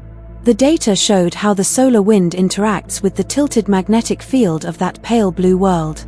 Light, in that sense, was not just illumination, it was a record of energy in motion, a silent signature written by charged particles and solar breath. Radio waves, the longest and most patient of all light, played a crucial role in Voyager's mission. They connected it to Earth, forming a thin, unwavering thread across the void. Through these waves, it spoke to us, sending data, signals, and faint pulses that carried the weight of its discoveries. Even now, that same language of radio keeps it tethered to home, despite the billions of kilometers that lie between. What's astonishing is that Voyager itself became part of this spectrum. Its transmitter is a source of light, radio light, beaming outward constantly. Each transmission leaves Earth, travels the void, and reaches our deep space antennas as a signal so faint it could easily be lost in cosmic noise. Yet our instruments hear it, proof of how enduring and faithful light can be when it carries purpose. Infrared light revealed another face of the cosmos. Though Voyager didn't specialize in deep infrared imaging, its instruments could still sense warmth radiating from the planets it passed. The heat patterns around Neptune and Jupiter told stories of storms, internal energy, and the movement of atmospheres. Even in the coldest parts of space, infrared waves whispered that nothing is ever truly still. The electromagnetic spectrum also helped Voyager detect the invisible boundary between our Sun's influence and interstellar space. By measuring radio emissions caused by plasma oscillations, it recorded the shift from solar wind to interstellar particles. This was light far beyond sight, light that could only be felt as vibration, a change in the cosmic hum. It was proof that Voyager had crossed into a new realm. What makes this journey of light so profound is how universal it is. Every atom emits and absorbs energy in these frequencies. Every star sings in its own range of wavelengths. Voyager's instruments were like ears tuned to that cosmic orchestra, capturing notes that stretched across billions of kilometers. In those faint harmonies, we learned not only about space, but about the nature of perception itself. The electromagnetic spectrum also binds time and distance. Because light travels at a finite speed, everything Voyager saw or sensed arrived delayed. The light from Neptune took hours to reach it, and then the data took more hours to return home. Every observation was a glimpse into the past, proof that in space, seeing and sensing always means remembering. By studying light in its many forms, Voyager showed us that the universe is not silent or dark, it is vibrant with signals. Some sing softly in radio tones, others blaze in ultraviolet fire. Each wavelength reveals a different truth, and together they form a symphony that stretches across creation. Voyager was our first orchestra seat at that cosmic performance. The science behind these instruments is both simple and profound. They measure how light changes as it passes through or bounces off matter. From those changes, we infer everything: composition, motion, magnetism, and temperature. Voyager turned these measurements into understanding, and that understanding into awe. Even when its cameras fell silent, Voyager continued to sense through light. Its radio antennas, magnetometers, and plasma detectors still worked within the spectrum's invisible reaches. They recorded faint waves, fluctuations, and pulses that described the unseen structure of space. Light was still there, quiet, continuous, alive. The electromagnetic spectrum is not just a scientific tool, it's a bridge between isolation and awareness. Voyager used it to remain connected to the Sun, to Earth, and to the memory of home. Each pulse of radio light that returned was a reminder that even across emptiness, communication endures. Light is the universe's promise that distance does not erase connection. As Voyager's power dwindles, its use of the spectrum becomes more selective. Some instruments have gone quiet, but the radio beam persists, faint yet faithful. It travels outward at the speed of light, carrying humanity's voice through the stars. That beam will continue long after the spacecraft itself stops transmitting, a ripple of human curiosity moving endlessly into the unknown. When we imagine that final moment, when the signal fades and Earth's antennas can no longer hear, it's comforting to remember that the last transmission will still be traveling. Those photons, tiny packets of light, will wander forever between the stars, a final message written in electromagnetic ink, signed by humanity's hand. In the grand design of things, Voyager's use of the electromagnetic spectrum feels like a quiet conversation between life and the cosmos. Through it, we learned that existence speaks in frequencies, that every particle hums with its own rhythm, and that all light, whether seen or unseen, is a story in motion. And so, Voyager continues, carried by the same forces it once studied. It moves through the dark, sensing through the unseen wavelengths of reality, a small witness to the endless conversation of energy. Its journey reminds us that even in silence, there is music, even in darkness, there is light, and through every form of light, there is meaning waiting to be felt. For all its endurance and quiet glory, Voyager is still bound by the rules that govern every human-made thing: power, data, and time. Its heart is powered by radioisotope thermoelectric generators, small canisters that convert the heat of decaying plutonium into electricity. That warmth, steady and slow, has been fading for decades. Each year, the spacecraft loses a little more energy, forcing its handlers on Earth to make delicate choices about which instruments stay alive and which must be let go. At the beginning of its journey, power was abundant. All systems hummed together, the cameras, detectors, and transmitters all awake and listening. But as time passed and the plutonium decayed, Voyager's electrical pulse weakened. By The 1990s, engineers had begun to power down non-essential instruments, like dimming the lights in a home to keep the heater running just a little longer. Every watt mattered, and still does. The flow of data, too, has its limits. Even when Voyager's transmitters were at full strength, the signal that reached Earth was astonishingly faint, less than the power of a digital wristwatch battery, spread thin across billions of kilometers. The deep space network on Earth stretches enormous antennas toward the stars, straining to catch those whispers. What returns is measured in bits per second, a slow and patient trickle of information from the edge of the sun's reach. Time, perhaps, is the most stubborn boundary of all. Every command sent from Earth takes over 20 hours to arrive. The spacecraft cannot be guided in real time, it acts on instructions planned days or weeks in advance. Its instruments take readings, store them carefully, and transmit when Earth's massive dishes are listening. In that rhythm, distance becomes a living thing, felt in every delay and reply. To conserve what remains of its strength, Voyager's systems operate at the edge of endurance. Heaters that once kept its instruments comfortably warm have been shut off. Some parts now endure the deep cold of interstellar space, temperatures only a few degrees above absolute zero. And yet, somehow, the equipment continues to function, defying expectations year after year, like a candle that refuses to die out in a cosmic night. The data that still flows from Voyager is sparse but priceless. Each byte is a piece of history, a measurement of plasma density, a magnetic field reading, a pulse of charged particles. Even the gaps between transmissions tell a story of the spacecraft's fading strength. Scientists cherish each signal, knowing that any one of them could be its last.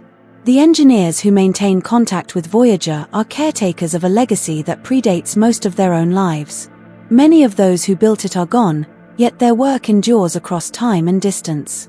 The younger generation watches over it now, listening to its whispers, adjusting its attitude with care, balancing power and memory like keepers of a fragile flame. Communication with Earth grows more fragile as Voyager travels farther. The faint beam that carries its data must cross an ocean of noise, cosmic radiation, magnetic storms, and the background hum of the universe. Each time it arrives intact, it feels like a small miracle. The clarity of that faint signal reminds us how delicate and determined human connection can be, even across emptiness. The onboard memory is limited too. Built in the 1970s, Voyager's digital storage is measured not in gigabytes or even megabytes, but kilobytes. Its computer systems rely on simple, elegant logic, firmware etched in an age when computing was young. And yet, with that modest brain, it performed wonders that reshaped our view of the solar system. Simplicity became strength.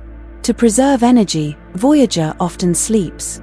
It drifts in long, quiet stretches between communications, its instruments taking minimal readings, its transmitter resting. When Earth calls again, the spacecraft awakens, stretches its digital limbs, and sends back what it has seen or sensed during its silent watch. These awakenings are less frequent now, but each one feels like a reunion across eternity. In the face of these limits, the mission has become an exercise in grace. The engineers know they cannot prevent the inevitable, only delay it.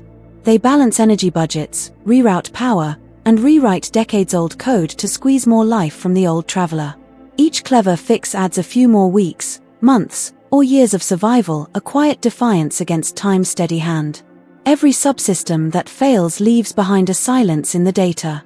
First the cameras went dark, then some sensors, then heaters.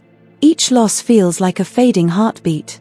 Yet even stripped to its simplest form, Voyager remains alive, sending the most elemental of messages: I am here. That pulse alone is a triumph of endurance. The spacecraft's radio power continues to decline, too. Once strong enough to cross the solar system with confidence, it now whispers through the static. Engineers compensate by linking multiple ground antennas together, combining their listening strength to catch the fading song. It's as if Earth itself leans closer, unwilling to let go of its distant child. As the mission stretches into its fifth decade, the practical limits are becoming impossible to ignore. Sooner or later, the power will fall below the threshold needed for communication. Instruments will fall silent one by one until only the transmitter remains. And even that, in time, will fade to nothing but a ripple lost among the stars. But within those limits lies something beautiful, the art of making the most of what remains. Voyager teaches us that endurance is not about infinite strength but about balance, patience, and care. Every bit of data it sends now is a gift, gathered from a place no other human creation has ever touched. Each one carries the quiet dignity of effort stretched to its furthest edge. Voyager's distance makes it a time machine of sorts. The information it sends takes over a day to reach us, and when it does, it describes conditions that existed when the spacecraft was already far away. It is a window not just into space, but into time, a slow echo returning from the frontier of human achievement. Its story is also a reminder that technology has its lifespan, but meaning outlasts machinery. Even when the last generator cools and the final signal fades, Voyager's presence will remain in the form of influence in every mission, every dream, every moment when humanity dares to reach beyond sight. Power, data, and time, these three limits form the edges of Voyager's world. But they also define the very essence of existence. Nothing lasts forever, but everything leaves a mark, a trace, a signal, a story. Voyager's mark is written in the space between stars, in the patience of its long silence, and in the persistence of those who still listen. Perhaps the most humbling truth is that Voyager does not fear its end. Machines cannot mourn, yet its continued work carries a serenity that feels almost alive. It does what it was made to do, even in the twilight of its strength. That quiet continuation mirrors something deeply human, the will to keep going, no matter how dim the power becomes. And so the spacecraft drifts onward, power waning, memory nearly full, time unspooling like a slow breath. Its story is not one of endless motion, but of enduring presence. Within its fading light, we find a reflection of ourselves, curious, fragile, and hopeful against the backdrop of infinity. One day, the last signal will come, faint and trembling, a final whisper across the dark. The antennas on Earth will listen, catch it, and then the silence will settle. Yet in that silence, there will be peace.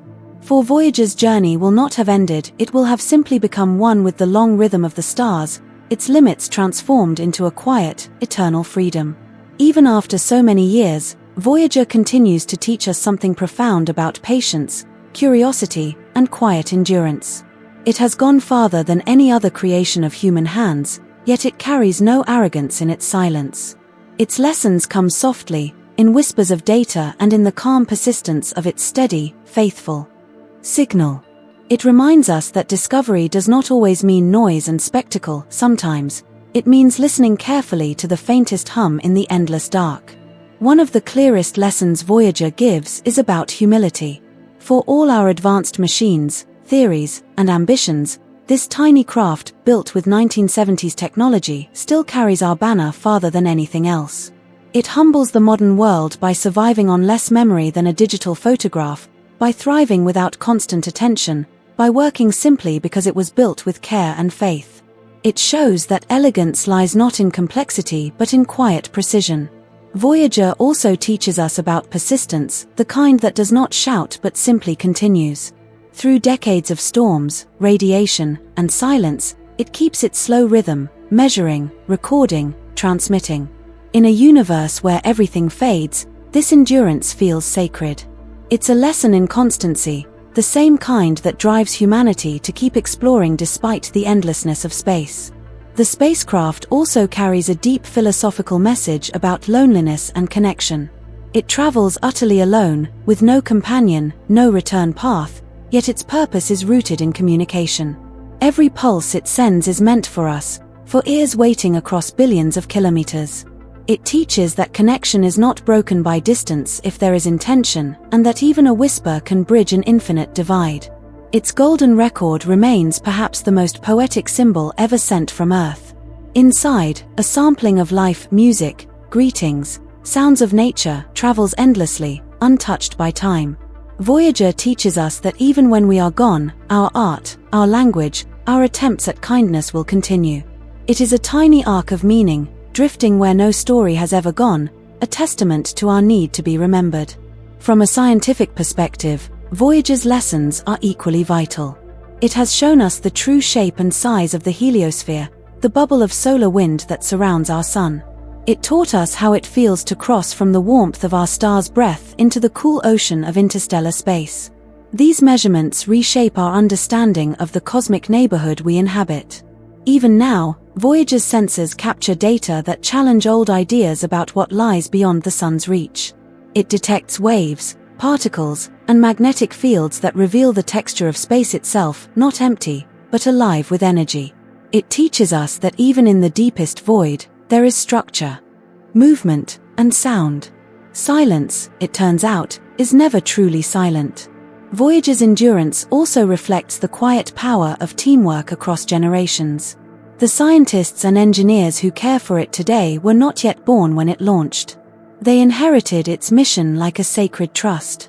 The spacecraft teaches how human collaboration can stretch across time, linking decades through shared purpose. It is a chain of belief passed from one generation of dreamers to the next. It also reminds us of the fragility of creation. Its systems, though robust, are aging, its power source weakens. Each adjustment made by Earth's engineers must be careful, deliberate. Voyager teaches us the art of stewardship, how to care for something precious not by holding it close, but by guiding it gently, even as it drifts beyond our reach. There's something profoundly human about the way Voyager endures without any need for reward or recognition. It does not know the meaning of its own journey, yet its every motion changes how we understand the universe. That unknowing perseverance mirrors us, striving for meaning in a cosmos that never answers directly, but always reveals more if we keep asking. As its signal weakens, the spacecraft's continued operation becomes an act of faith. The data it sends might one day grow too faint to read, but the attempt will still matter. Voyager teaches us that even when communication becomes nearly impossible, the effort to reach out, to keep speaking into the dark, is itself a form of beauty. In another sense, Voyager has become a symbol of time itself. It left Earth during an era of analog machines and Cold War tensions. It has outlived its world, traveling on while Earth has changed beyond recognition. Voyager teaches that time flows differently in space. While decades pass here, out there it drifts in a constant present, untouched by the rush of human life. It also teaches that exploration is never truly over. Though its cameras no longer take pictures, it still sees in other ways, through magnetism, plasma, and radio waves. It shows that vision is not confined to sight, perception can evolve. Even when stripped of its tools, Voyager continues to learn, teaching us how to adapt and persist through change. In its loneliness, Voyager reveals something gentle about belonging. Though it has left the solar system, it is still part of it, its presence shaping how we define the boundaries of our cosmic home. It teaches that distance does not erase origin, that, even in separation, there remains a thread of identity, an invisible tether to where one began. Voyager's faint radio signal, crossing billions of kilometers, is a living metaphor for human hope. Each time Earth receives that whisper, it confirms that effort can transcend impossibility. The spacecraft teaches that faith is not blind, it is built on patience, precision, and care, renewed every time the universe answers with a return signal. The mission also teaches us humility before scale. The distances involved are so vast that our minds can scarcely grasp them. Voyager shows that the universe is far larger and older than our small histories can contain. And yet, the fact that we can send a message into that immensity and hear an answer reminds us that our reach, though tiny, is real. In a world often consumed by speed, Voyager's slow and steady journey becomes a meditation on stillness. It does not rush, it does not compete. It drifts, observing, enduring. It teaches us to appreciate the long arc of time, to value quiet progress, the kind that unfolds not in moments, but in decades. The spacecraft also holds a lesson about legacy. Long after it ceases to function, its path will continue, an invisible line through the galaxy. Future civilizations, human or otherwise, may one day find it and know that once, long ago, a small world tried to understand where it was. Voyager teaches that legacy is not about being remembered by many, but about leaving a trace that speaks honestly of who we were. Even in its silence, Voyager will still teach. Its final transmission will be analyzed for years, its trajectory studied for centuries. It will remind future explorers that once, humanity sent a voice into the dark and listened with hope. Its endurance becomes a lesson in how curiosity can outlive those who sparked it. Voyager also teaches that exploration is not about conquering space, but about participating in it, becoming part of the universe's own story. As it drifts farther, it is no longer just a human object, it is a new celestial body, another moving piece of the cosmos. Its presence teaches us that creation and discovery are, in the end, the same act of becoming. Perhaps its most beautiful lesson is that knowledge and wonder are not opposites. The more we learn from Voyager, the more mysterious the universe becomes. Each answer leads to new questions, each discovery deepens our awe. Voyager teaches that science and poetry are intertwined, the data and the dream, feeding each other endlessly. And finally, Voyager reminds us that even the smallest light can endure in endless dark. It moves onward still, a tiny beacon powered by fading warmth, carrying the stories of an entire planet. It teaches us that meaning does not fade with distance, and that every act of curiosity, every reaching outward, is an act of faith in tomorrow.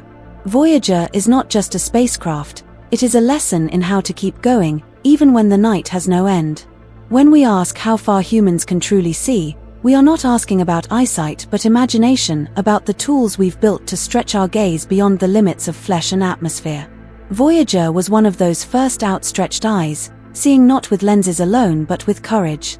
Yet even as it drifts into the deep night, other eyes have opened above and behind it, extending humanity's vision far beyond what any single craft could ever reach. Telescopes were our first bridges to infinity. From the simple glass tubes of Galileo to the massive observatories perched atop quiet mountains, they have pulled the sky closer. Each generation added clarity, peeling back layers of darkness. Today, in orbit, the Hubble Space Telescope watches from above the blur of our atmosphere, turning pinpricks into galaxies. It showed us that the universe is filled with ancient light, billions of years old, billions of light-years wide. And now, with the James Webb Space Telescope, we've gone even further into the past. It peers through dust and time with infrared eyes, seeing the faint warmth of stars born when the universe itself was young. Where Voyager moves outward through space, Webb looks backward through time, and together they describe a cosmic map, one that links distance and history into a single, breathing whole. Humanity's ability to see is not limited to sight alone. Through instruments that detect radio waves, gamma rays, neutrinos, and gravitational ripples, we sense the universe in ways our ancestors could never have imagined. We see with mathematics, with echoes, with invisible vibrations that whisper of black holes merging or galaxies forming. Voyager's data became part of this greater chorus, a reminder that every kind of seeing begins with listening. Ground-based telescopes still play their part, growing ever larger, their mirrors stretching toward perfection. The extremely large telescope being built in Chile will use a mirror nearly 40 meters wide, capable of resolving distant worlds around nearby stars. Through these colossal eyes, we may one day directly observe the blue shimmer of an Earth-like planet circling another sun, and in that reflection, see ourselves anew. But telescopes are only part of the story. Space probes like Voyager, Pioneer, and New Horizons turn seeing into touching. They go where light cannot linger, where cameras become witnesses rather than spectators. New Horizons, in particular, carried our sight past Pluto, showing it not as a cold speck but as a living world with mountains of ice and plains of frozen nitrogen. Each probe extends not just vision, but empathy, the ability to imagine distant places as real. The question of how far we can see is also the question of how far we dare to send. Each mission carries the hope that sight can outlive its maker, that a lens or sensor can endure what no body could. Probes like Voyager became messengers, while telescopes like Webb became storytellers. Together, they weave a vision of existence so vast it almost humbles language itself. Light, the fastest traveler in the cosmos, sets the true boundary of sight. What we see in the night sky are ancient messages, arriving after unthinkable journeys. The farther we look, the older the universe becomes. Voyager moves outward through that same darkness, its signal now taking over 22 hours to reach us. Every bit of data it sends comes from the past, a faint echo of its continuing presence. The human eye, even aided by machines, will always have limits. There are regions of space where light is trapped, where even our most sensitive instruments cannot peer. But imagination has no such limit. It continues beyond where telescopes end, building bridges of theory, simulation, and dream. Voyager's silent motion through the void gives those dreams a direction, a living symbol of where curiosity can still go. The future of seeing will belong to new generations of instruments. Telescopes stationed far from Earth, perhaps orbiting the Moon or stationed in deep space, will one day look back at us with perfect clarity. Space observatories linked across millions of kilometers will act as one giant eye, reading the faint glimmers of distant atmospheres.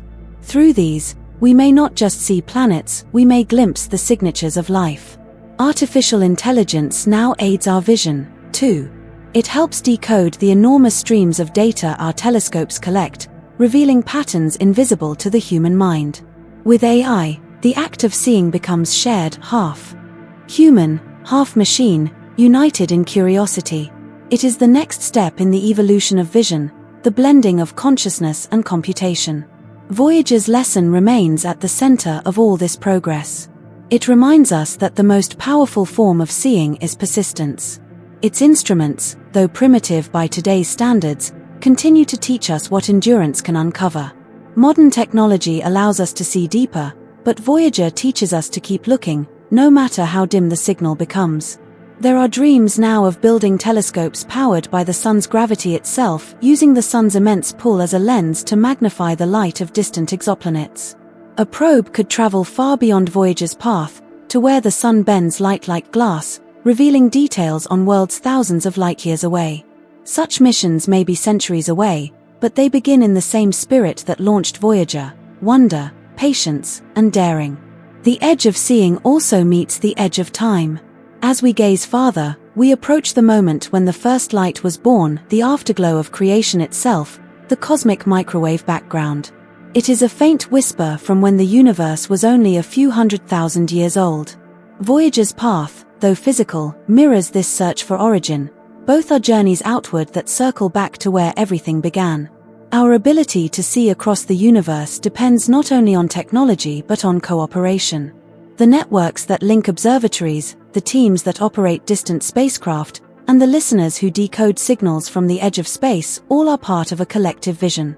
Voyager showed that no single person or nation owns exploration. Seeing the universe is a shared act, a collaboration across time and culture. The future probes will go further still, powered by solar sails, fusion, or perhaps beams of light from Earth itself. They may reach nearby stars within centuries, carrying with them new eyes, new instruments, new records.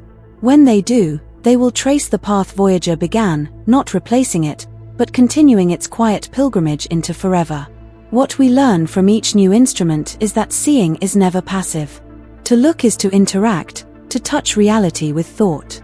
Voyager's distant sensing and the telescope's deep imaging both remind us that observation changes understanding, and understanding changes the observer. To see far, we must also look inward, adjusting our sense of scale and significance. Telescopes and probes together reveal a truth both scientific and spiritual. The universe is knowable, but never fully known. Each discovery pushes the boundary a little farther, and with every new horizon, the mystery grows deeper. Voyager taught us that the pursuit itself is sacred, that curiosity is a form of devotion to existence. When the next generation of explorers builds instruments that can image other worlds in full color, or even detect life, they will stand on Voyager's shoulders. The faint, aging spacecraft will have been their ancestor in the art of seeing. Its journey will remind them that every great vision begins with a single, uncertain step into darkness. Even now, Voyager continues to test the limits of communication, sending signals from where light itself takes nearly a day to return.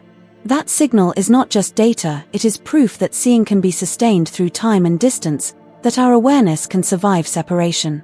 It shows that light and information are the universe's way of keeping connection alive. The horizon of visibility will keep expanding as long as we are willing to look. We may one day see galaxies colliding, black holes forming, or the first spark of life beyond Earth. But however far our instruments reach, there will always be a part of space that remains unseen, inviting us forward. That invitation is what Voyager heard when it left home. In the end, how far humans can see is not defined by instruments but by patience. Voyager taught us to measure time not in years, but in distances traveled and questions asked. The telescopes above us and the probes beyond us are extensions of the same vision, a vision that refuses to end at the horizon. And so, our gaze continues to grow, widening with each discovery, deepening with each signal returned. Voyager may one day fall silent, but it will never stop being part of how we see. For in every telescope that looks up, in every probe that ventures outward, there echoes that same ancient curiosity, the will to find light, even in endless dark. There is a certain stillness to space that feels both endless and delicate, like a whisper carried too far to ever return. Voyager drifts there now, surrounded by nothing but the gentle murmur of distant particles and the faint warmth of a fading Sunday. It is no longer a machine of discovery, not really, its instruments are slowing, its power thinning, but in that silence, it continues a quiet kind of existence. Each second, it moves farther, slipping softly through the cold beyond, into the slow eternity that lies between the stars. The signals it sends now are faint, so faint that our great dishes must lean carefully into the void just to hear them. A single bit of data might take over 20 hours to reach Earth, stretching across a distance so vast that it defies even imagination. Yet the connection remains, like a long thread of light between humanity and its oldest explorers. When the last whisper comes, we will know that the line has gone quiet, but not lost, only that Voyager has gone beyond the reach of even our gentlest call. It's strange to think that this tiny piece of metal and wire, smaller than a car, holds our voice out there among the stars. The golden record, sealed within its frame, spins slowly in the dark. Etched with the sounds of wind, of waves, of laughter, and greetings in dozens of tongues, it is a memory we sent not for discovery, but for remembrance. Somewhere, maybe, some distant being may one day find it, and listen. Or maybe not. Perhaps it is meant only for the silence itself, a song left to drift forever unheard. Every part of Voyager was made for purpose, the cameras to see, the instruments to feel, the antenna to speak. But now, in this final age of its journey, it has become something else, less a tool, and more a symbol. Its quiet persistence mirrors our own need to keep reaching out, to make meaning even in emptiness. It teaches us that exploration is not just about finding worlds, but about how far our curiosity can carry us, even when the world itself can no longer reply. Back on Earth, the people who built Voyager are mostly gone, their children now older than the spacecraft itself. Yet their touch remains in every signal received. When a new line of data arrives, scientists still pause for a moment, not out of habit, but out of reverence. It's like hearing from an old friend who lives too far away, one whose words arrive slowly, as if carried on the edge of a dream. Voyager is, after all, not just a spacecraft, it's a memory still awake, still breathing faintly through the stars. The end will not come with a sudden silence. Instead, it will fade softly, like the dimming of an old candle. The nuclear heart inside will grow weaker, the instruments will flicker one by one, and soon the signal will blur into the background hum of the galaxy. But even then, the craft will go on moving, steady and unhurried, following its invisible path through the cold. The light from the sun will no longer reach it. But momentum, set long ago, will carry it forward. In that drift lies something deeply human, persistence beyond necessity. Voyager will never return, never find another world, never speak again once its voice goes quiet. Yet its mission continues in another way, through every image it sent, every field it measured, every boundary it crossed. It has shown us what it means to go beyond the horizon and still, somehow, belong to the place we left behind. The vast dark ahead isn't an ending, just another beginning we cannot yet see. Some nights, astronomers still point their antennas toward the spot in the sky where Voyager is. It's not visible, not even with our best telescopes, but the idea of it still moving, still alive in some way, gives comfort. The data that once came back told stories not only about space, but about ourselves, about patience, about endurance, about hope that travels without knowing its destination. The spacecraft's silence, when it comes, will be just another chapter in that long, human story.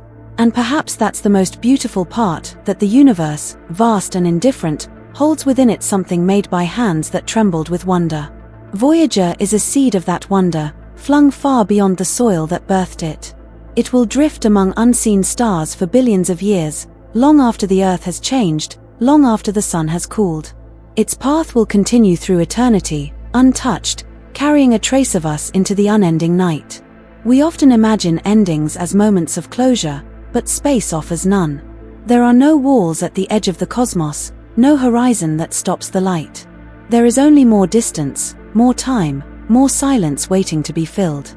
So Voyager's journey doesn't end, it dissolves, softly, into that endlessness. And though no one will be there to see it fade completely, the story it carries will stay alive each time we look up and imagine where it has gone.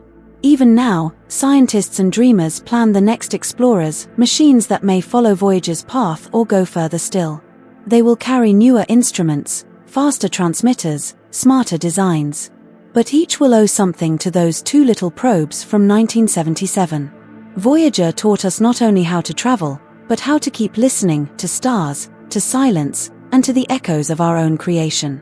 It showed us that distance does not end connection, it only stretches it into something quieter, more profound.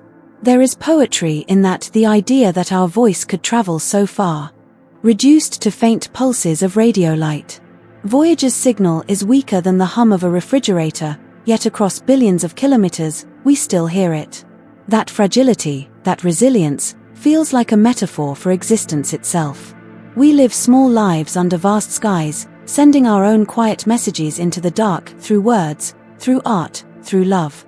Like Voyager, we may fade, but our echoes linger. One day, the spacecraft will pass through another system, though not for tens of thousands of years.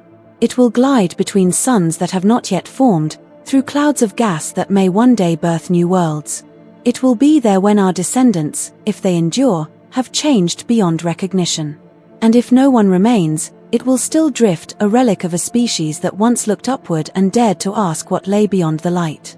That is perhaps Voyager's truest mission, to remind us that curiosity is eternal. Long after the metal rusts, after the code of its message fades into static, the gesture remains. To send something outward into the unknown is to declare that we are not afraid of it. Voyager, in its unhurried flight, carries that declaration through the dark, a soft ember of defiance against the cold. In classrooms, children still learn its name. They see the golden disk, hear the sounds engraved upon it, and imagine themselves floating alongside it, somewhere between the stars. That imagination, quiet, wide, and wondering, is part of the same journey. We follow it not with rockets, but with dreams that travel just as far. Voyager belongs as much to them as it does to the scientists who built it. Sometimes, late at night, the engineers who once worked with its data describe how it felt to receive those final signals, tiny blips of light from a place where sunlight no longer reaches. They speak of awe, but also of peace. To know that something you built continues moving, long after your hands have stilled, is a kind of immortality. The spacecraft carries not just science, but sentiment, a soft whisper that says, "We were here." In that way, Voyager has outlived its creators and perhaps its purpose. What began as a scientific mission became a meditation on distance and belonging. It showed us that exploration isn't about conquest or discovery, it's about connection, even in absence. Each moment it spends in the void deepens our understanding of what it means to exist in a vast, unfeeling cosmos and still find meaning in motion. The stars it passes do not know its name, but we do. And that is enough. Our awareness of its path, our quiet tracking of its progress, is a kind of shared heartbeat between worlds. We look into the dark, and in that looking, we find reflection. We are reminded that all journeys end, not in silence, but in the continuation of others inspired by their light. So, as the centuries pass and its systems dim, Voyager will remain in that great ocean of nothingness, serene and unbothered. Its surface will cool, its record will gather cosmic dust, but it will endure. Somewhere, in a tiny line of golden grooves, are the sounds of rain, of thunder, of human breath, and that may be enough for the universe to remember us by, even if it never listens. When we speak of Voyager's future, we are really speaking of our own. It represents the part of us that cannot settle, that always looks toward the farthest horizon. The probe has gone where none of us can follow, but in doing so, it extends the reach of our curiosity beyond the limits of flesh and time. It is our quiet witness, carrying our question into forever. Perhaps, one distant day, the faint outline of our sun will fade completely from its sensors, and Voyager will become truly alone. Yet even then, it will still be moving, as it always has, into a night without end but also without fear. And that is the soft ending, not silence, not loss, but continuation without the need for return. A small craft, and a great journey, both still traveling, endlessly, together.